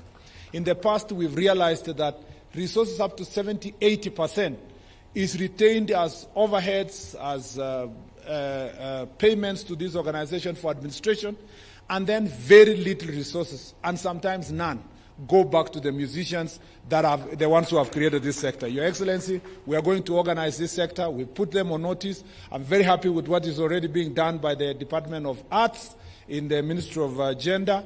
And Your Excellency, we are going to collaborate together to make sure that this sector is organized for purpose of monetization of talent. As this is my first week in this ministry, I'm extremely excited, Your Excellency, to be working with young people, the people I love, the people I like to mentor. As a former university teacher, I am extremely excited when I see young people in this space doing what they do here, and I can't wait to interact with them more to make sure that we mentor them to be the right citizens who are actually going to grow with their country instead of, Mr. President, kuanguka na their inchi. Thank you, Mr. President. Asante sana. Thank you, Waziri. Your Excellency, on behalf of the Ministry of Education, I wish to most sincerely thank you for inviting the learners of Kenya to State Lodge Eldoret. This is a memorable event that shall forever be engraved in the minds of these learners. Your Excellency, as these learners trained and competed from the zonal level to the sub-county level all the way to the national level, top in their minds was to perform in State House before the head of state and the whole country. For those gathered here today, it is a dream come true. Your Excellency, the Ministry of Education, under your strategic leadership, has put the CBC agenda firmly back on track. There is a clear path arising out of the recommendations that were presented to you by the Presidential Working Party on Education Reforms. These are some that are undergoing legal processes, but those that were operational in nature are being implemented to the letter. I'm glad to report to you that junior school has firmly taken root to the extent that at this gathering, Your Excellency, we've witnessed presentations by junior school as a standalone. The committee earmarked categories most specifically for junior school. Next year, we shall be having a full junior school, and the learners at that level will compete totally independently. This category of learners will be lucky since some will be charting the sports science and performing arts pathway, which is a direct product of the CBC. Your Excellency, sir, over the last 9 days, we had a total of 145,800 participants, broken down as follows. The preschool participants were 12,354.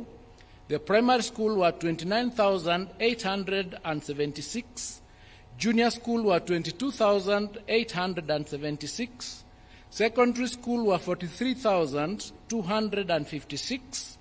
The teacher training colleges were 13,965. TVETs came in at 8,987. Universities at 3,809, making a total of over 145,800.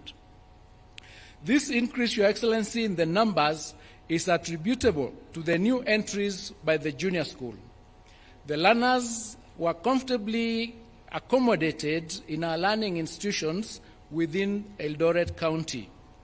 Your Excellency, I wish to appreciate the Sports and Social Development Fund for heeding your directive and fully supporting this co-curricular activity and other co-curricular activities in the Ministry of Education. This particular activity was fully funded by the Sports Fund. I also wish to thank other partners, including Equity Bank, the KICD, the Communications Authority of Kenya, the Kenya Universities and Central Placement Services, COOPS, and all these other partners that made this happen. Your Excellency, Moi Girls, and by extension, Eldoret, hosted this event and these students. And I therefore wish to also thank the Governor for hosting this big event. Your Excellency, I wish to thank you for your continued support towards university education, especially, Your Excellency, in the implementation of the student-centered university funding model that is currently in its second year. I wish to confirm that we have implemented your directive that all universities release the new fee structure letters stipulating only the household contribution towards the total cost of the degree programs. Over 125,000 students have so far applied, and out of these, 100,080 specific letters have been issued to the students as of this afternoon. Your Excellency, those cover 36 universities, and we are on course to meet the deadline, which is in 2 or 3 days away. That is by the 19th of August 2024. Your Excellency, those who may have challenges with the band that they've been placed in has been provided a portal where they can put in their appeal, and our teams will deal with those concerns and respond to them as appropriate. Your Excellency, I take this opportunity now to congratulate all the performers and the winners, and also the people of Eldoret for gaining the city status yesterday. I thank you all, and God bless you, and God bless Kenya. Thank you. May I take this opportunity now to invite His Excellency Honorable Rigathi Gachagua to make his remarks.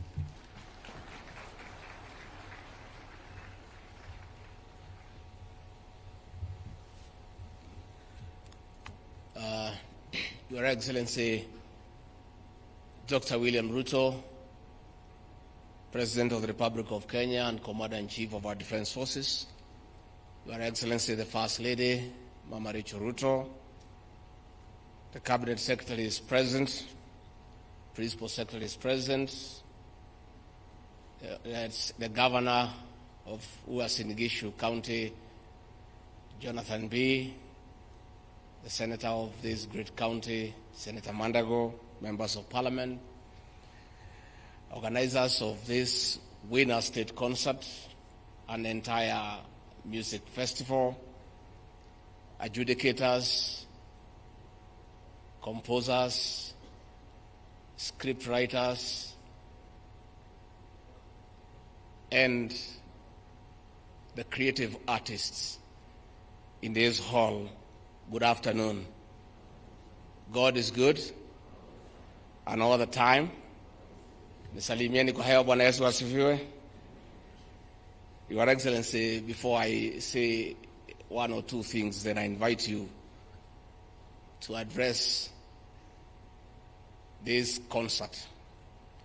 Let me take this opportunity first to acknowledge the leaders present here, because it's important that the participants know that the leadership of this country is here to witness the performances that have been exhibited here. Of course, we have the CS for Education, Julius Ogamba, mpigie makofi. CS Kipchumba Murkomen for Youth, Sports and Creative Economy. The CS for the National Treasury and Economic Planning, John Buddy. We have, of course, the Governor of this great county, Jonathan B., a.k.a. Kotumoja. We have a Senator for this great county, Jackson Mandago. I've also seen the Secretary General of Kotu, Francis Atwoli. I saw him smiling when the Senator Boys were performing on the Zilizopendwa. His love for Ligala music is the worst kept secret in this country. I think Mzee, you really enjoy it. We have a PS's present, the PS for Immigration, Julius Bitok, Pigieni Makofi, the PS for Sports, Peter Tom, pigieni makofi.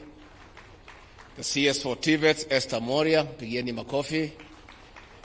The PS for Education, Belio Kipsang, pigieni makofi. The PS for the National Treasury, Chris Kipto, pigieni makofi. The PS for Higher Education, Beatrice Nyangala, pigieni makofi. The PS for Tourism, John Olutua, pigieni makofi. The PS for ICT, Engineer John Tanui, pigieni makofi. And the PS for Culture, Arts and Heritage, Umi Bashil, pigieni makofi. Your Excellency, we also have in attendance members of Parliament, the Honorable Julius Meli, the MP for Tinderet, pigieni makofi. The Honorable Farah Malim, the MP for Dhab, pigieni makofi. The MP for Dagoretti South, John Kiarie, pigieni makofi. The MP for Lemuru, Engineer John Kirago, pigieni makofi. Nominated Member of Parliament, Joseph Wainaina, pigieni makofi. The MP for Garsen, the Honorable Ali Wario, pigieni makofi. The MP for Sirisia, the Honorable John Weluke, pigieni makofi. The MP, the Women Rep for Baringo, Florence Jematia, pigieni makofi. The MP for Lugari, Nambwera Nabi, pigieni makofi. The MP for Aldai, Marianne Ketani, pigieni makofi.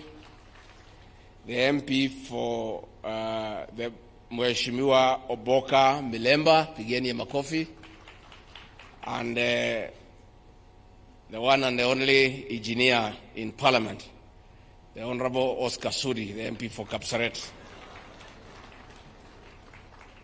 Your Excellency, I'm very happy to accompany here to this winners concert.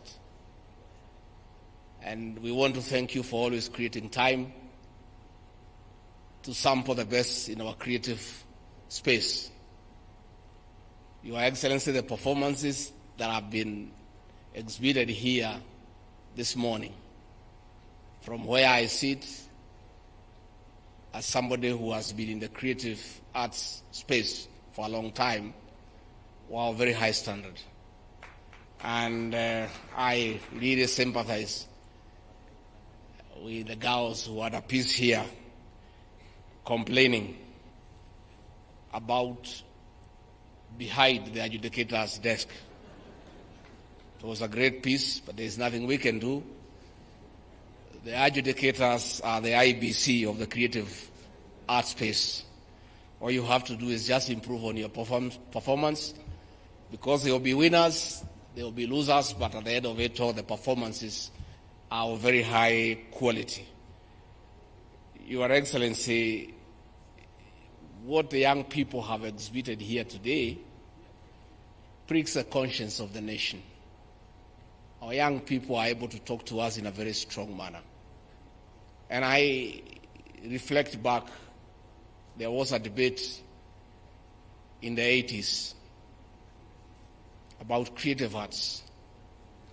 There was a school of thought by Professor Chris Wenjala arguing that work of art is content. And another school of art, another school of thought by Professor Henry Dangasi arguing that work of art is form. The argument was, according to those who agreed that the work of art is content, is that it is a story. Work of art is a story. The other group was arguing, is really not the story, is how you tell the story. So as I sat here today, that debate is still there. Is it the story or how you tell the story? Which is which? Is it the story or how you tell the story? I belong to that school of thought. That is how you tell the story. The story is good and is always there, but how do you tell it? When Tenwek boarding presented a chorus here in Kipsigis language that I don't understand, but from the body language, from the visual expression, I could see the anger and the indignation those girls heard about the danger of illicit brews in our country. But that story is always there. But they told it in a different manner. When I looked at St. Clare, Maragoli, about road safety, challenging passengers not to board an overloaded vehicle, that story is always told by the police. But the girls have told it differently. So let us invest in how we tell the story. Your Excellency, when you saw in your cabinet, you did admit that our administration has a challenge, has had a challenge in how we communicate our achievements. We've done a lot. We've got good stories. Sometimes we don't tell the story, and when we tell those stories, we don't tell them well. Let us invest on how to tell the story. The university financing model is a masterpiece. It's such an intervention in our education system on how we finance it. But that story has not been told, and where it has been told, it has not been told well. Let us tell that story appropriately so that the beneficiaries can know that we have got a good financing model. So, Your Excellency, I want to say I'm very happy. Last year, we were with you in Nakuru. When I went home, after seeing the performances, I was very calm and slept very well. And my wife asked what had happened that I slept so well. I told her I was in a beautiful state concert, and she said, next year, I want to come with you so that I can also sleep well, so I asked her to come along today. And of course, I was very happy to see Kenyatta Boys, where I was for 6 years, and I was in the creative space, learning how to tell a story and tell it well. So I want to say congratulations to the performers. Continue telling the story, continue impacting on society through the creative space. And I want to thank Kipchumba Murkomen, the way you have explained. Let us invest more in our young people so that they can help us instill values in our society. They can help us communicate difficult messages in a light manner, in a manner that is not only educative, but also entertaining. With those very many remarks, I want to request all of you to stand up and help me by clapping and ululating and kushangilia to welcome the President of the Republic of Kenya, Dr. William Ruto, to come and tell his story and tell it well. Mr. President.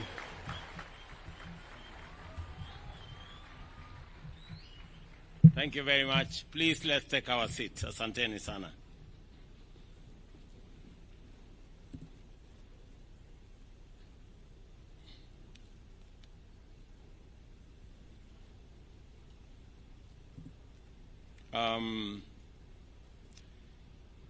Your Excellencies, honorable members, distinguished artists, good afternoon.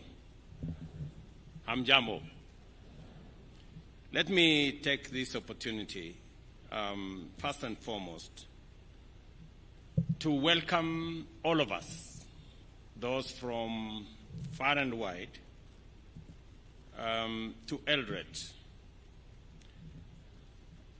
the newest city in Kenya. As you're all aware, Eldoret became the 5th city in Kenya yesterday. And this celebration today, this Winners State Concert, is taking place at a moment and at a time when Eldoret has just become a city. Yesterday, I also had the occasion to receive our great ambassadors, our sportsmen and women who had participated in the Olympics in Paris. And we were very, very proud of their performance.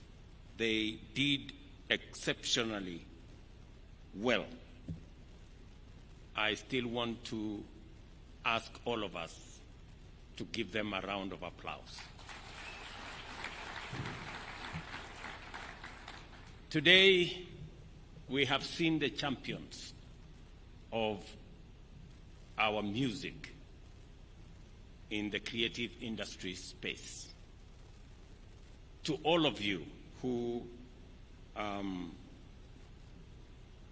participated, those of you who have won, let me congratulate you on my own behalf and on many friends and the people of Kenya for making us proud with your performance. And I take this opportunity to welcome all of you to this very special state concert, hosted, as I have said, in Kenya's 5th city, the city of Eldoret, commonly known as the City of Champions.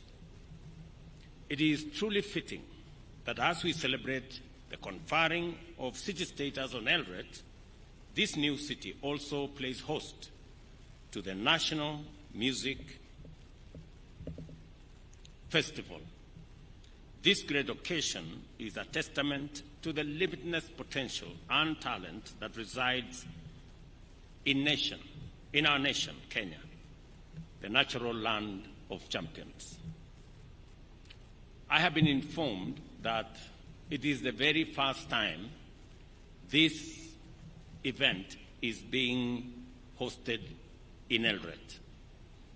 Congratulations, Uasin Gishu County, for all the work you have done together with the leadership of this event to host this occasion. I am also aware that it is the very first time that a state concert is being hosted here in State Lodge, Eldoret. Again, let me welcome all of you here. Please forgive me for the situation outside here. It's not very tidy because this place is not used to hosting big events like this. Next time, I will make sure that I improve on my hosting.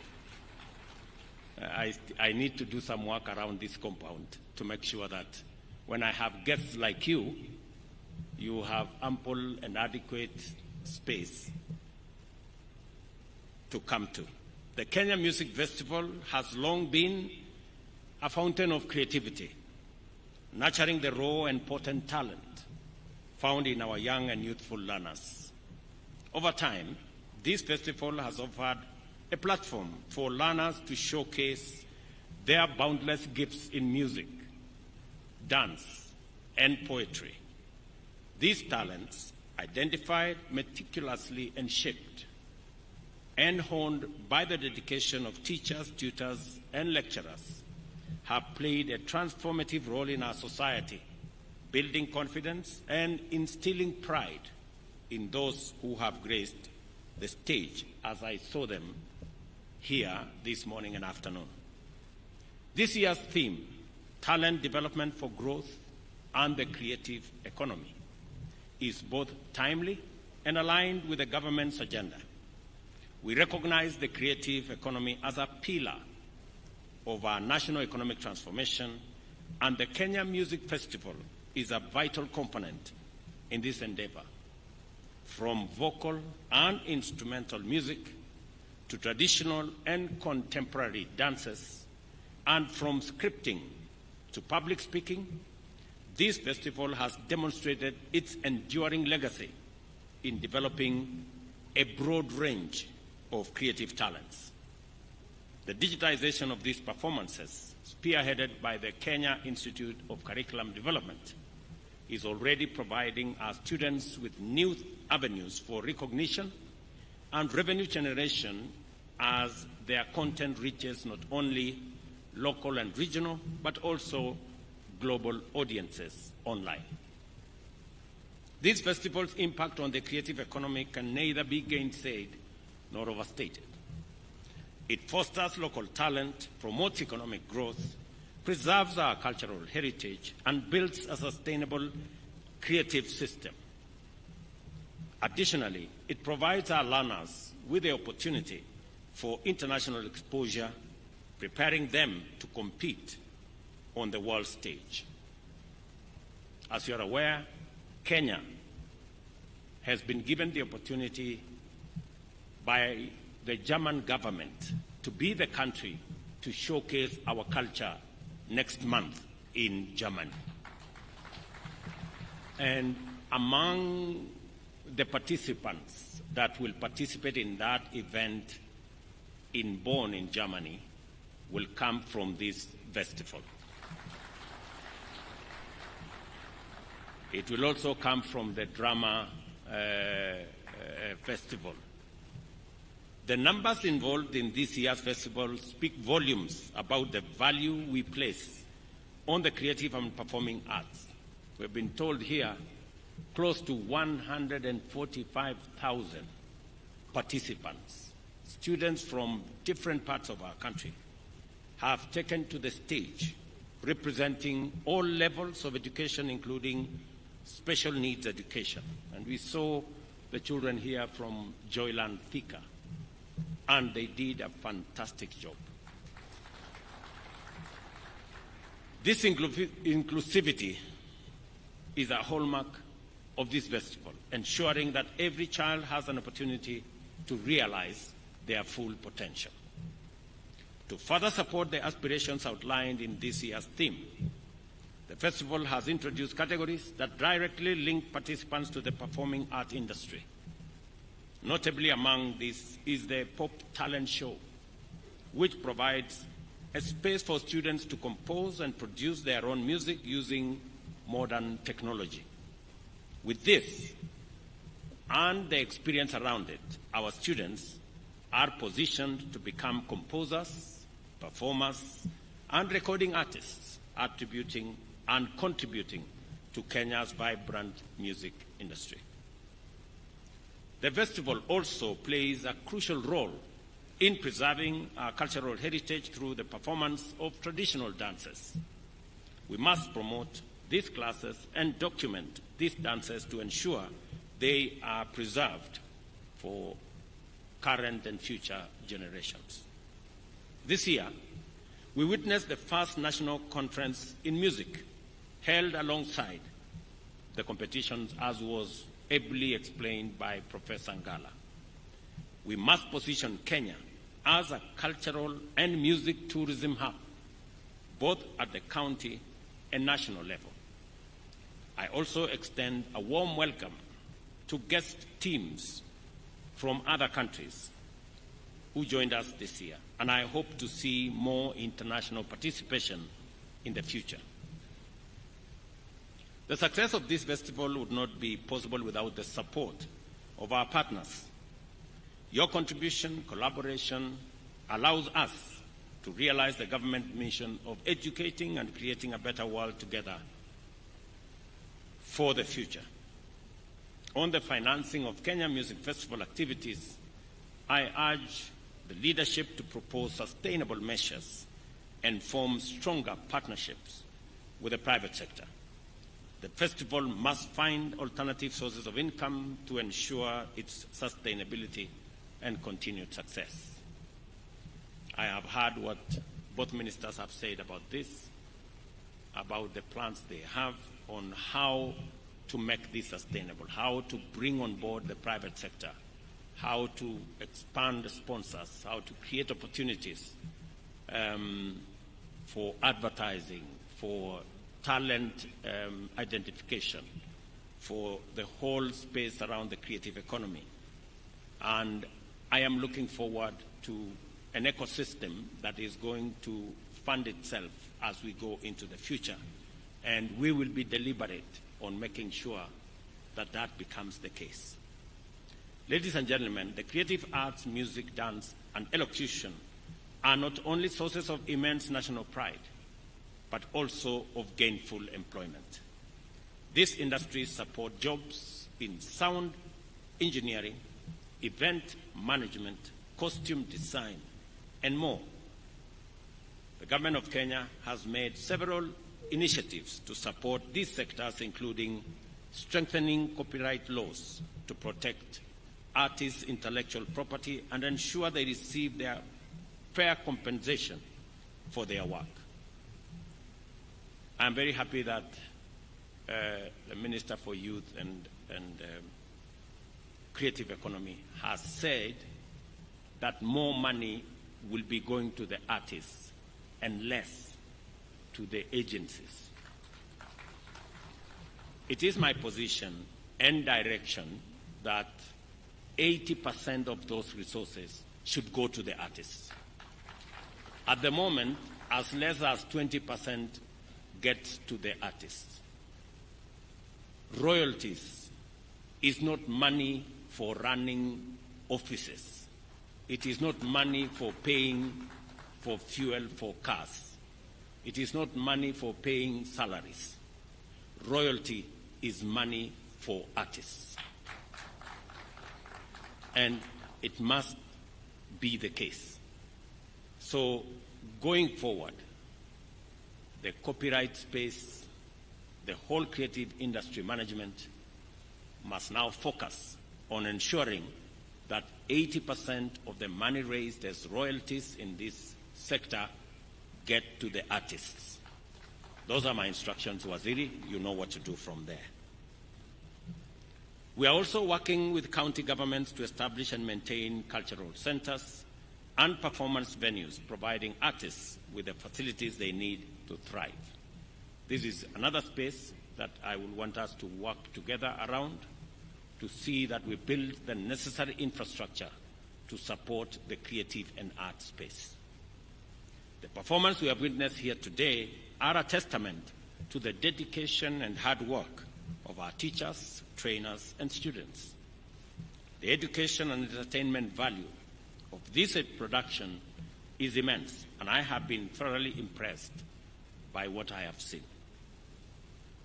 As we conclude, I wish to commend Wasingishu for being a hospitable host and for the support provided by the county government and security agencies to make sure that this event, a huge event of 140,000 people in this city, is not a mean feat. Congratulations. For the teams proceeding to the international stage, I have a message for you. Like I reminded our triumphant athletes who have just returned from the Olympics in Paris, you are both our best and the world's finest. There is nothing, and I repeat, there is nothing that is beyond you. So go ahead and make your country proud. Please, by all means, shine.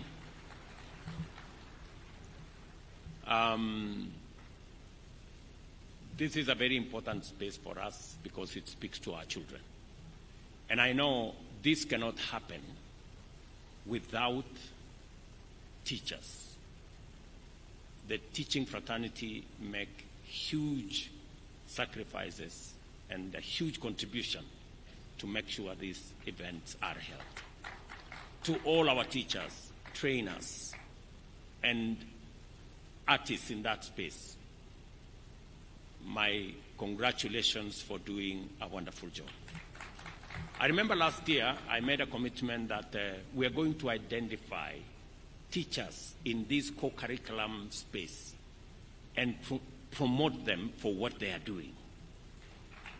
I am happy that the directive I gave to the Ministry of Education has been implemented, and 407 teachers who are in the co-curriculum space were promoted last year. I also want to say that we will continue to recognize teachers who are operating in this space. and also give them national awards. Last year, I gave 17 teachers in the co-curriculum space national awards, recognizing their contribution to the progress of our nation. We will continue to identify, we will continue to work with you to make sure that we continuously promote this space. Let me also say that as the Minister for Education and the Deputy President have said, we have now concluded sending letters for the new students who had earlier been sent letters that did not have sufficient clarity. That in the next 2 days we will conclude that process so that every parent knows what it is that they need to contribute as the government shoulders the bigger part of our university education and TVET education. Between 90% and 60% is taken care of by the government of Kenya. So depending on the different categories of parents, you either contribute 10% or 20% or 30% at most. So this is the space we are in. We have also agreed that Treasury, TSC, and the teaching fraternity sit together and look at the possibilities of ensuring that we implement our commitment as government so that we avoid unnecessary industrial action in that space and avoid interruptions in our institutions of learning. So that engagement is going to happen, and I want to tell the leadership of all those who are concerned, all the stakeholders, to work together for the interest of our children, respecting also what is due to our teaching fraternity. So we will work with the teachers. I have already given instructions to Treasury to work with the Teacher Service Commission and the leadership of our teaching fraternity, both at the NAT and the CUPET level and also at the other university levels. So it is our intention to make sure that we keep our education space in good shape, because education is the greatest equalizer, and we need to make sure that every child has access to quality learning. And we will continue to do that for the sake of our country. Otherwise, I am very happy this afternoon to participate in this great concert. I wish all of you well. As you go back home, please carry our greetings with you to your parents and to your schools and to every part of Kenya that you've come from. I am very happy to see people here from Kwale, from Turkana, from down in Migori, and all the rest of the place that you have come to this city. Maybe the next time the counties should be offering to host and consider footing some of the bills for the going into the future, because we have brought a lot of business into your town. Imagine we have 3,000 buses in this town, and we have all manner of people sleeping here. So we have close to thousands of people we have brought into this town, and they will be paying in your hotels. They'll be sleeping everywhere. So it's a good show. So otherwise, mimi nataka niseme asante sana. Thank you very much for coming. Thank you very much for this wonderful feat that we have seen. And we will continue improving on this space as a government to make sure that our children get the best. Asanteni sana, and God bless you. Thank you. Another round of applause for His Excellency, the President. Thank you, Your Excellency.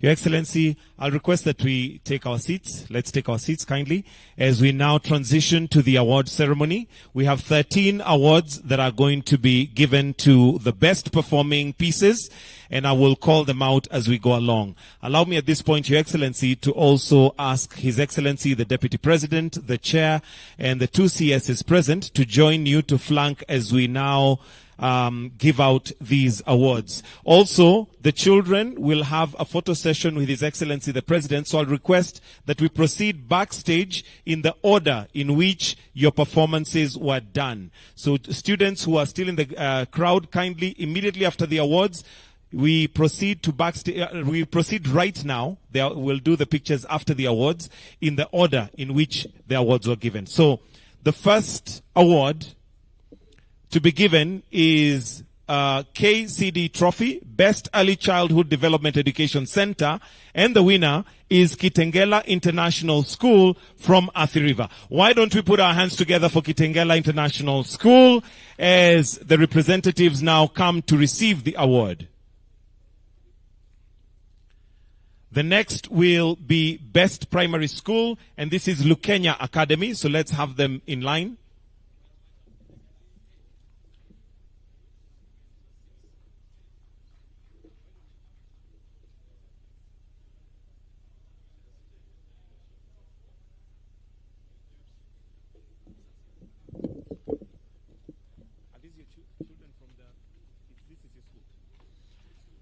That is Kitengela International School from Athi River. Tuwapigie makofi tena. Let's have on standby Lukenya Academy is next, followed by Moi Forces Academy. So let's have them all lined up.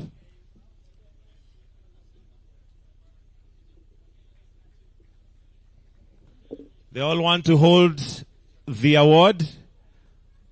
Wonderful, wonderful. All right. Thank you. The next is Best Primary School, Lukenya Academy. Let us appreciate them as they are coming on stage. That is Lukenya Academy. Moi Forces should be on standby.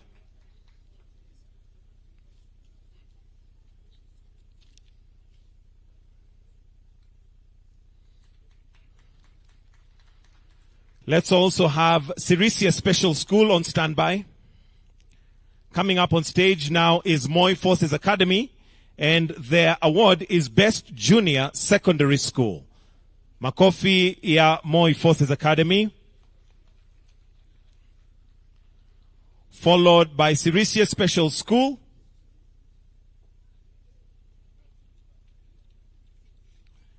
Best Pre-Vocational Institution. Makofi kwao. Let's have on standby Bunyore, Kitui TTC, and Dandora. Next is Bunyore Girls, Best Secondary School.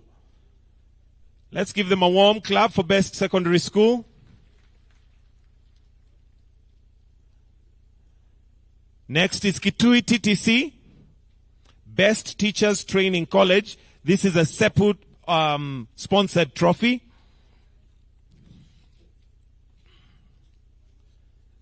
Let's have Dandora on standby, Sigalagala National Polytechnic and Kenyatta University. Next is Dandora Green Light VTC, Best Vocational Training Center with Uraia Trophy. Tuwapigie makofi tafadhali. Next we have Sigalagala National Polytechnic, Best National Polytechnic, Technical and Vocational Colleges. A Brook Trophy. And the next is Kenyatta University with Best University, KUCCP Trophy. A reminder, students, please, all performing students, let's go backstage so that we are prepared for the photo session immediately after this.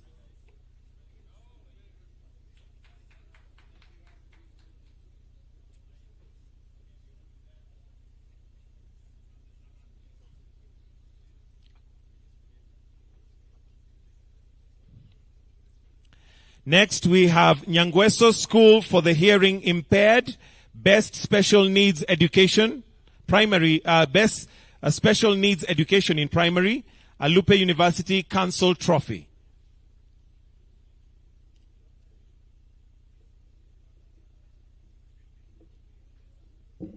Next, we have Moranga School for the Hearing Impaired, Best Special Needs Education, Secondary School, an Anti-Counterfeit Authority-sponsored trophy.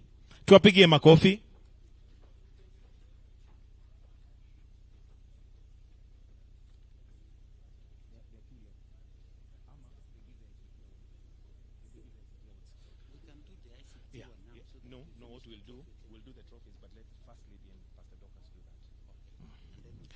Next, we have Nairobi County, Best County, that's Teacher Service Commission Trophy. Tuwapigie makofi.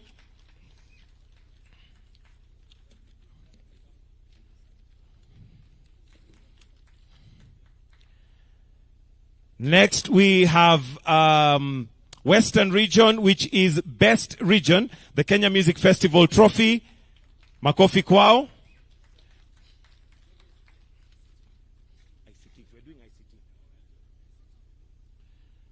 With your permission, Your Excellency, there was a Huawei ICT competition 2024 that attracted 160,000 students from 82 countries. Today, we have the winning team, and with your permission, Your Excellency, may I request the First Lady and Pastor Dorcas to present these gifts kindly. So, Your Excellency, if you may retreat, but we welcome Her Excellency, the First Lady and Pastor Dorcas to present these awards. There was a Huawei ICT competition in 2024 that attracted 160,000 students from 82 countries across the world. The university students joined and received advanced ICT training in networking, AI, and cloud technology. These are the 5 winners: Collins Kimathi Mwirigi, Daniel Modhoi Mutua, Isaac Onyancha Mesecho, Joshua Rioba Manania, and Vincent Kipchirchir. Makofi kwao tafadhali as we celebrate winners. These were winners in the ICT sector, and we know that His Excellency the President is very keen on ICT and what we call the Jitume Labs. They would go a long way in developing ICT and the cloud technology together with networking. Fantastic. After they have been braced their awards, we'll request that Your Excellency the First Lady and the spouse to the Deputy President to join them for a photo moment. If we may capture that.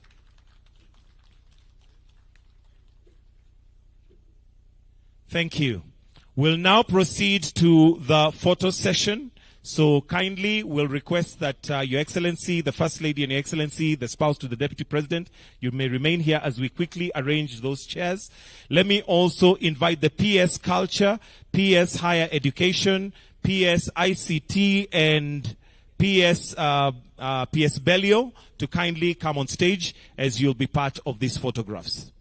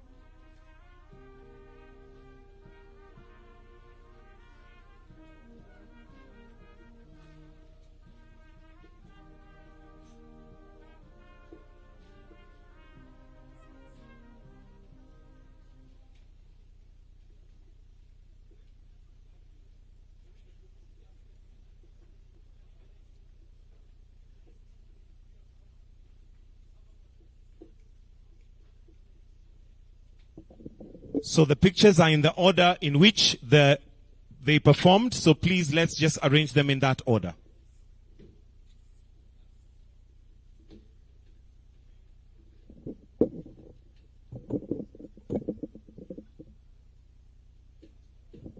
Exit to the left. Let's have the next lot coming in.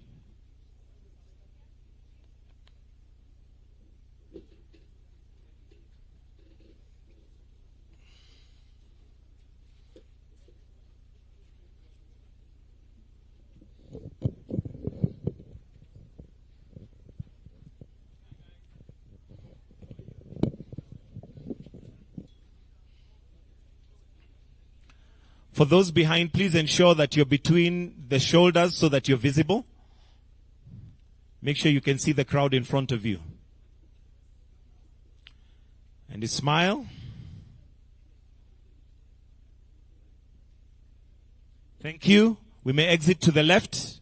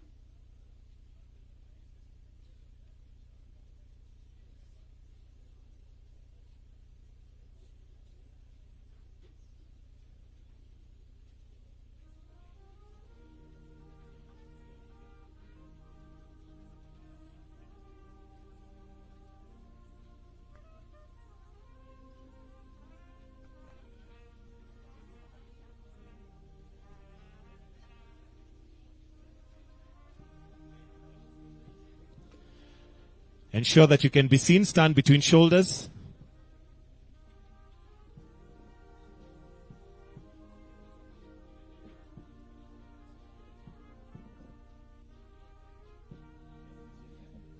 Thank you. We may exit to the left.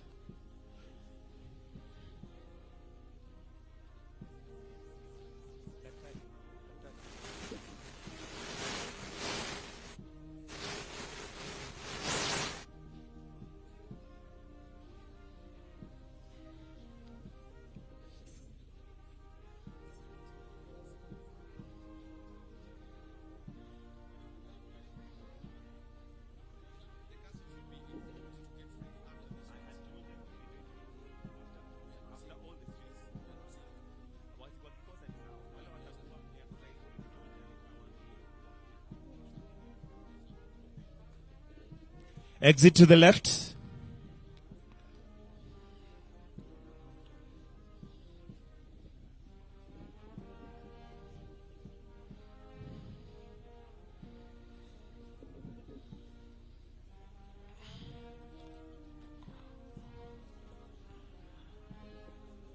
The taller ones to stand behind and make sure you're in between shoulders.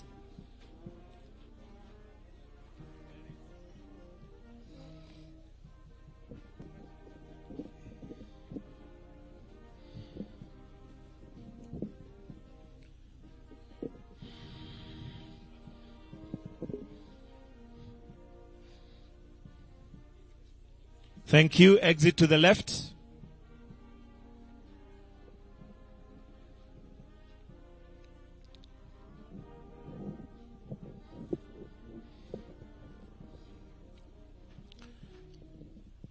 The taller ones to stand behind, but stand behind in between shoulders so that you're visible.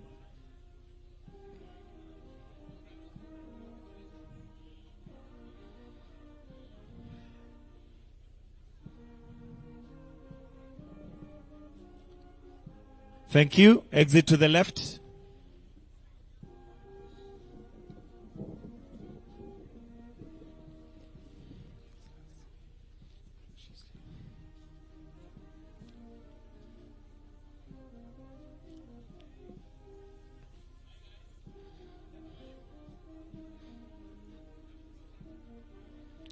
The taller ones to the back.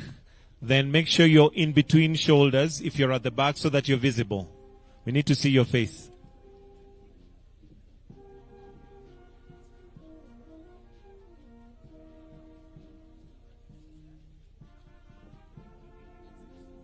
Exit to the left kindly.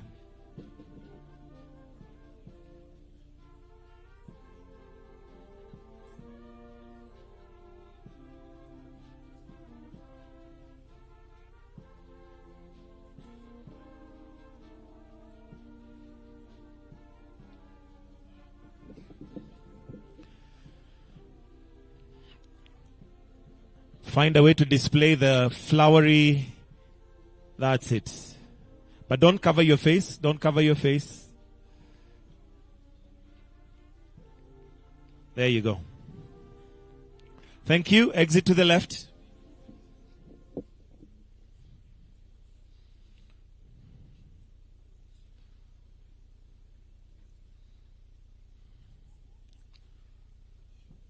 Those who are taller, remember to stand behind.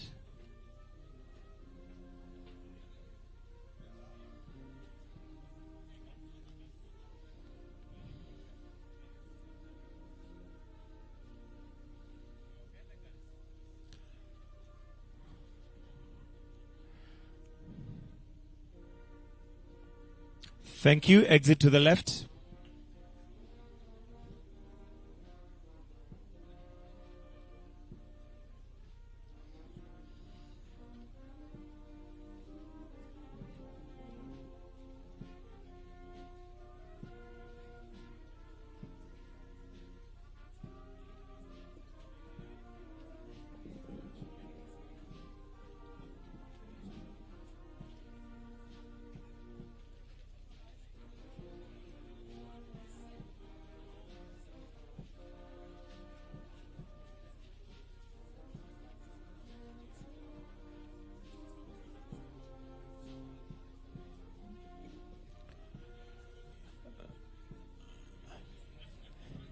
His Excellency likes their uniform. Let's exit to the left, please. We may exit kindly. Let's exit kindly.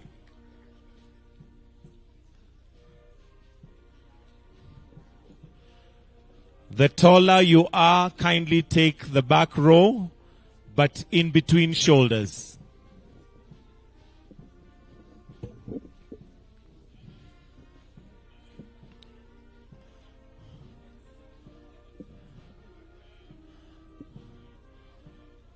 All right, let's look forward and in 3, 2, 1. Thank you. Let's exit to the left. Through the left.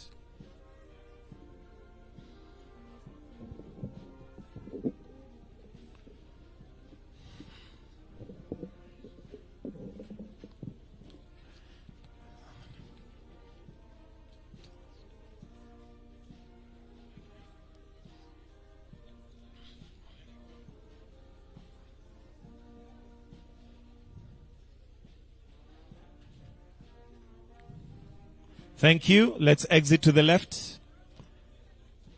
Exit through the left. The left.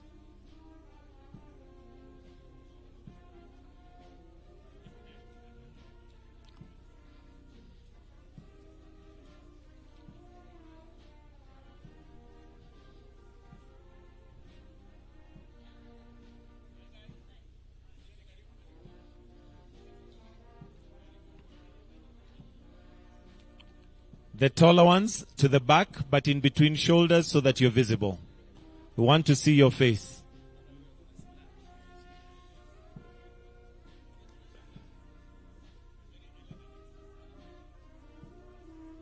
Thank you. Let's exit through the left.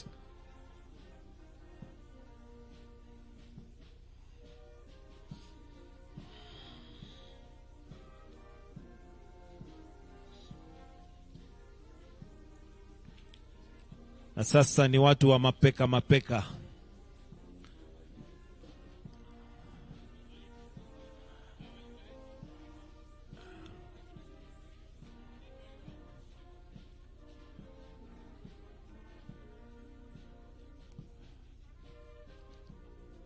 Thank you. We'll exit from the left, your left.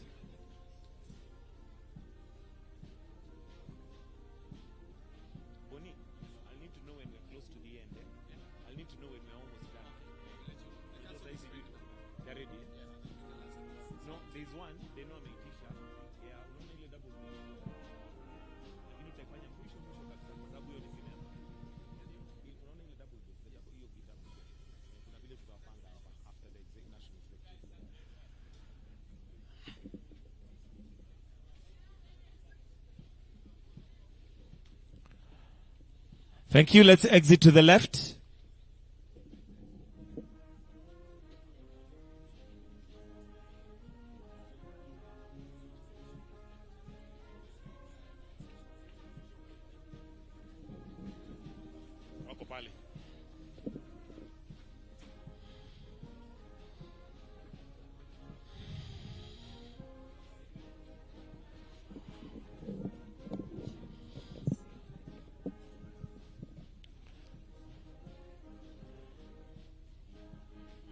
Ensure you can see the people in front.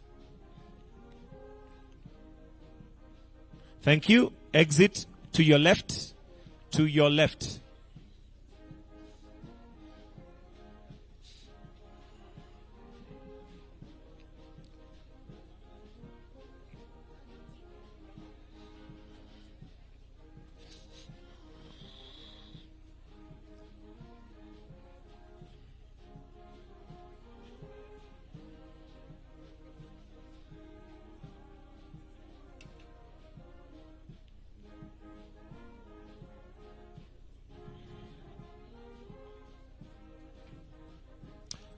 Thank you. We may exit to the left, to your left.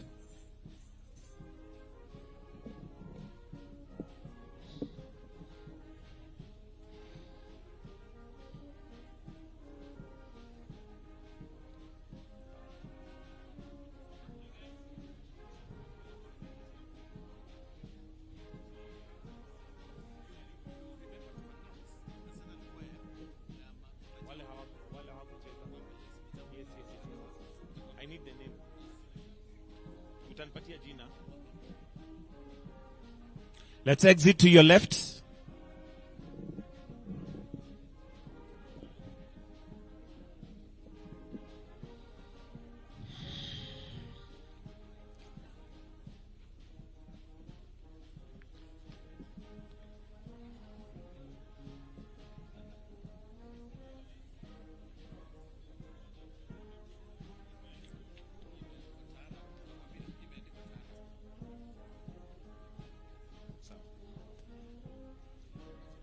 Thank you. Exit to the left.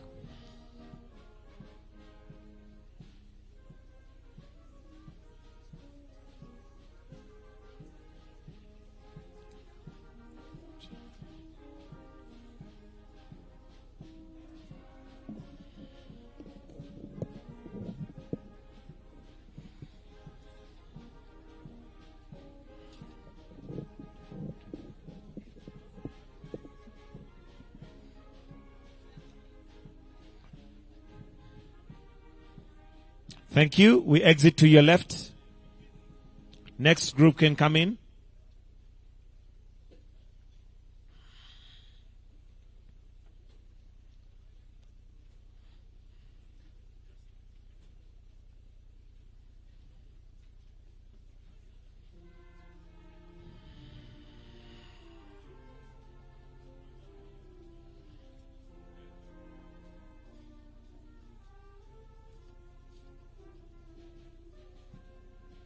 Thank you. Exit to your left.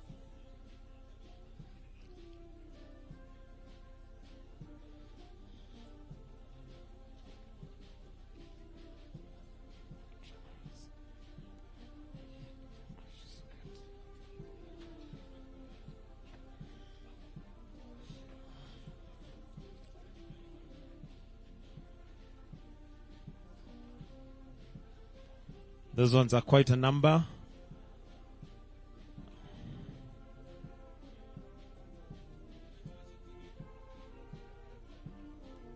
Thank you. Exit to your left.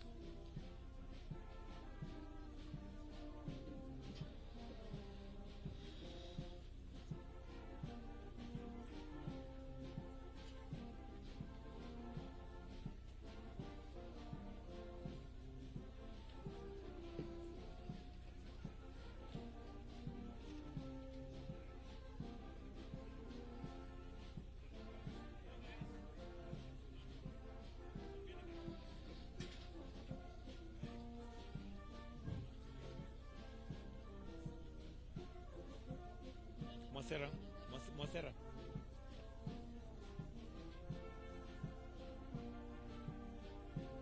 Thank you. Exit to your left.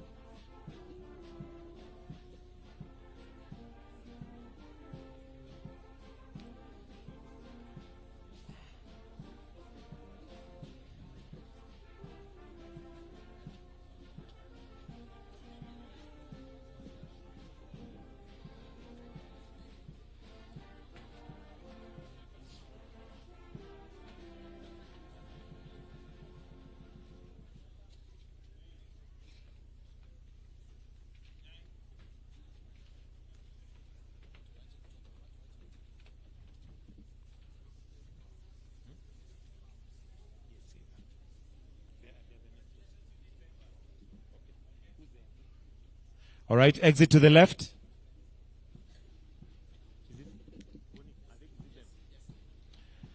The group that's now coming on stage, Your Excellency, is Tarab Music Secondary School, Majaoni Secondary School, sorry. Due to a technical problem, they were not able to perform, but we shall ensure that their performance is scheduled.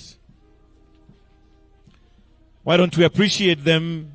Tafadhali, tuwapigie makofi. They were not able to perform due to a technical issue, but we appreciate their effort having come all this way, and will ensure that they get an opportunity to perform for His Excellency.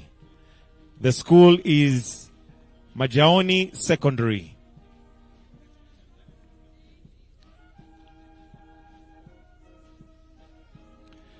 Let's exit to our left, to your left.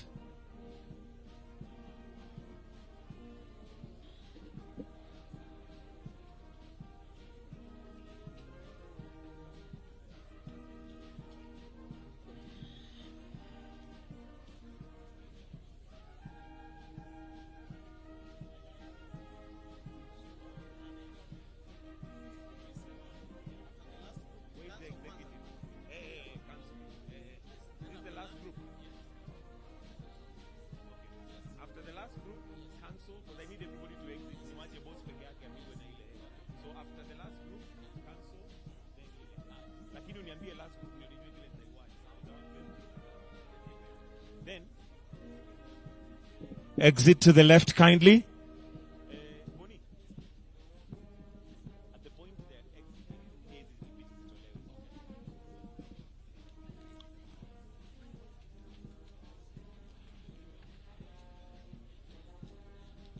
It's a big choir.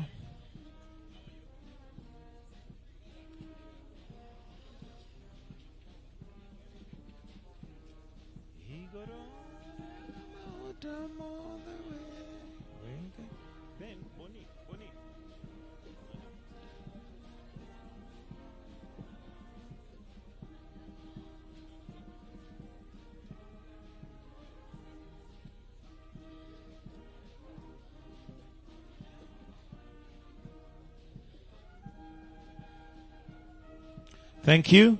Exit to the left.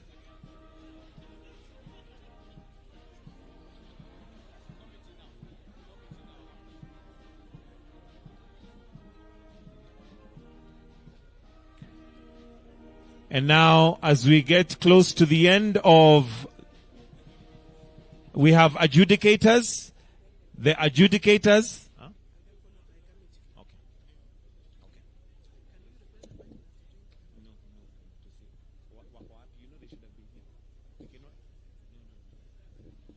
The adjudicators who were given a warning by one of the presentations for being too strict.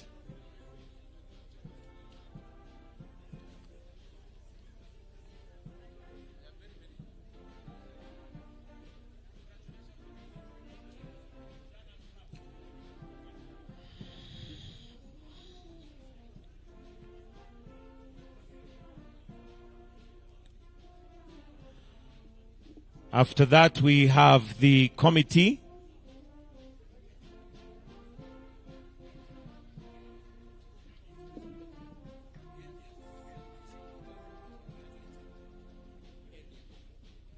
There is one more school that may have been left out, so we'll do the school, then the executive committee.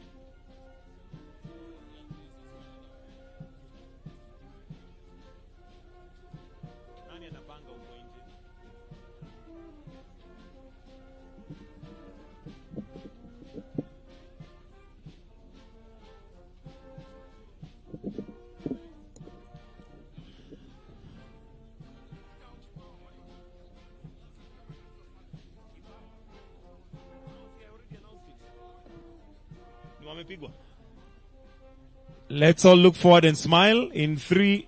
Oh, the cameraman is not ready. In 3, 2, 1. Thank you. Exit to the left.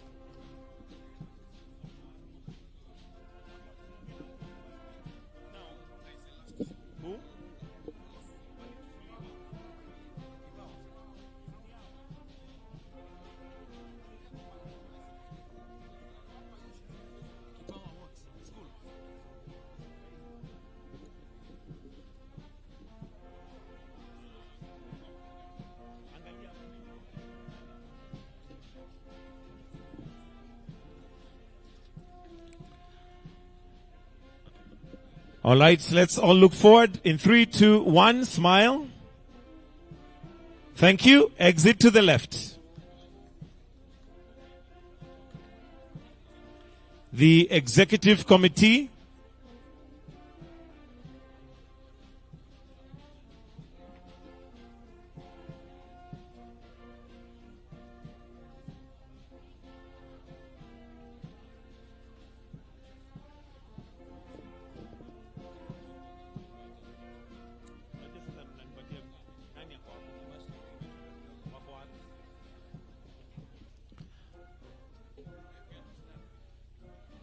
Thank you. Exit to the left.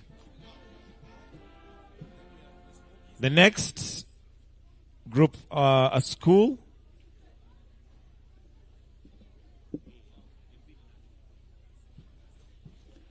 The Garston Member of Parliament, you're welcome to join the school.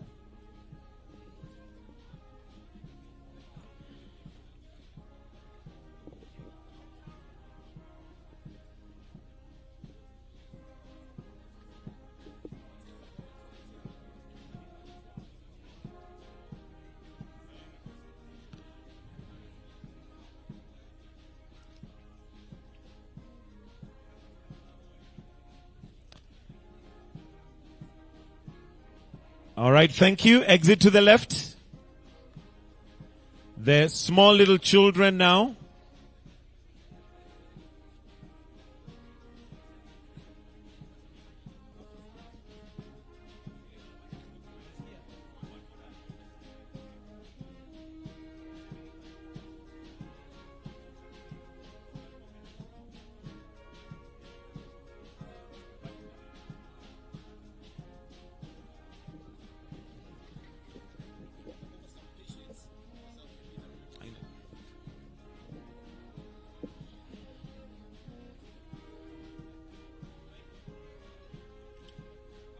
Hii ndio picha ya gazeti. Beautiful picture. Smile. Wonderful. All right, thank you. Children, we may now exit.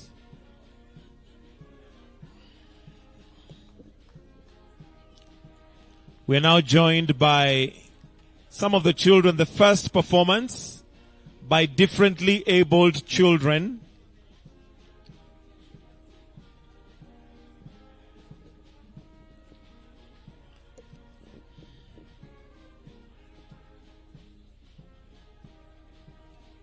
And I can see children that know how to take advantage of an opportunity. When they see His Excellency, they have a word for him.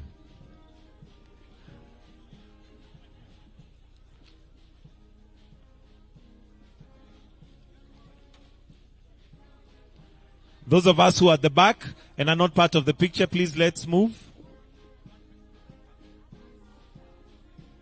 Thank you.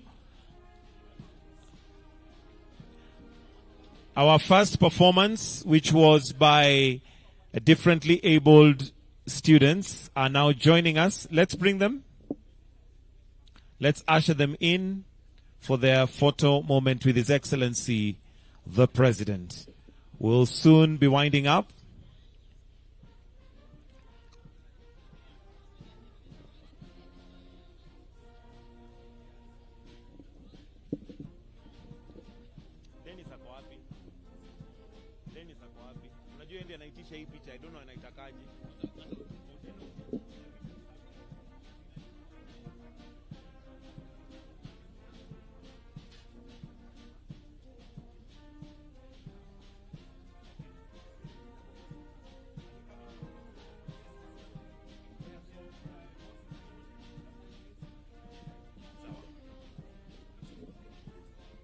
No,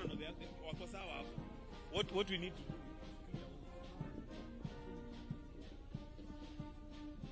I don't know, to clear 2 hours. No, there's one more.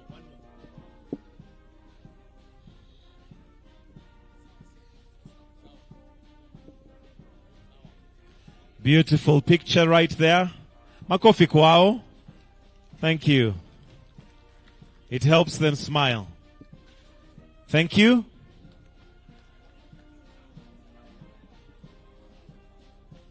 We're done with other pictures.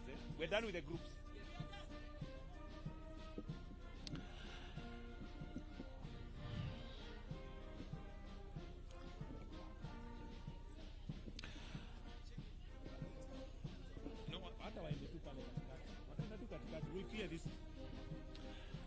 Thank you, Your Excellency.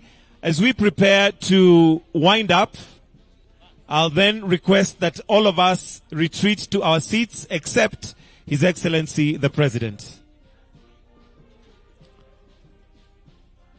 We may retreat to our seats as we prepare to finish except His Excellency the President.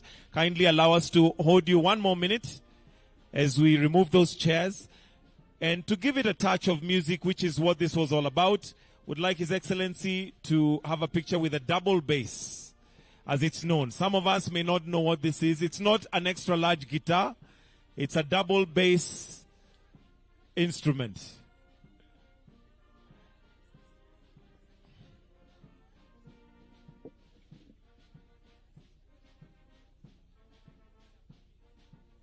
Let's take our seats, please. Let's sit down. We can take our seats.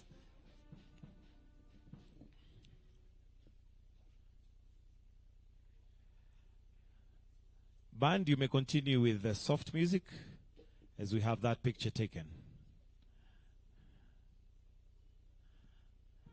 Thank you. I'll now request that we all exit the stage and leave His Excellency to take the last, the national anthem as we wind up. So let's all be upstanding as we have now come to the end of this particular session, and we'll finish with the Kenyan national anthem. The national anthem.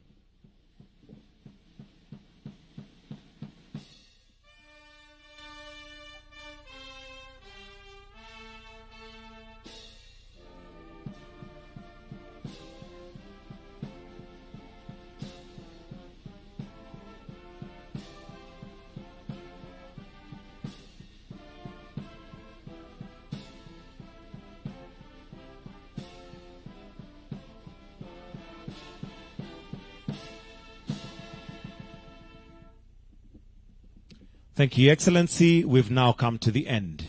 Lunch will be served for the children and students and teachers. Kindly, let's proceed to the tent where we had our breakfast. That's where we'll have our lunch served. Bon appétit. Enjoy your lunch.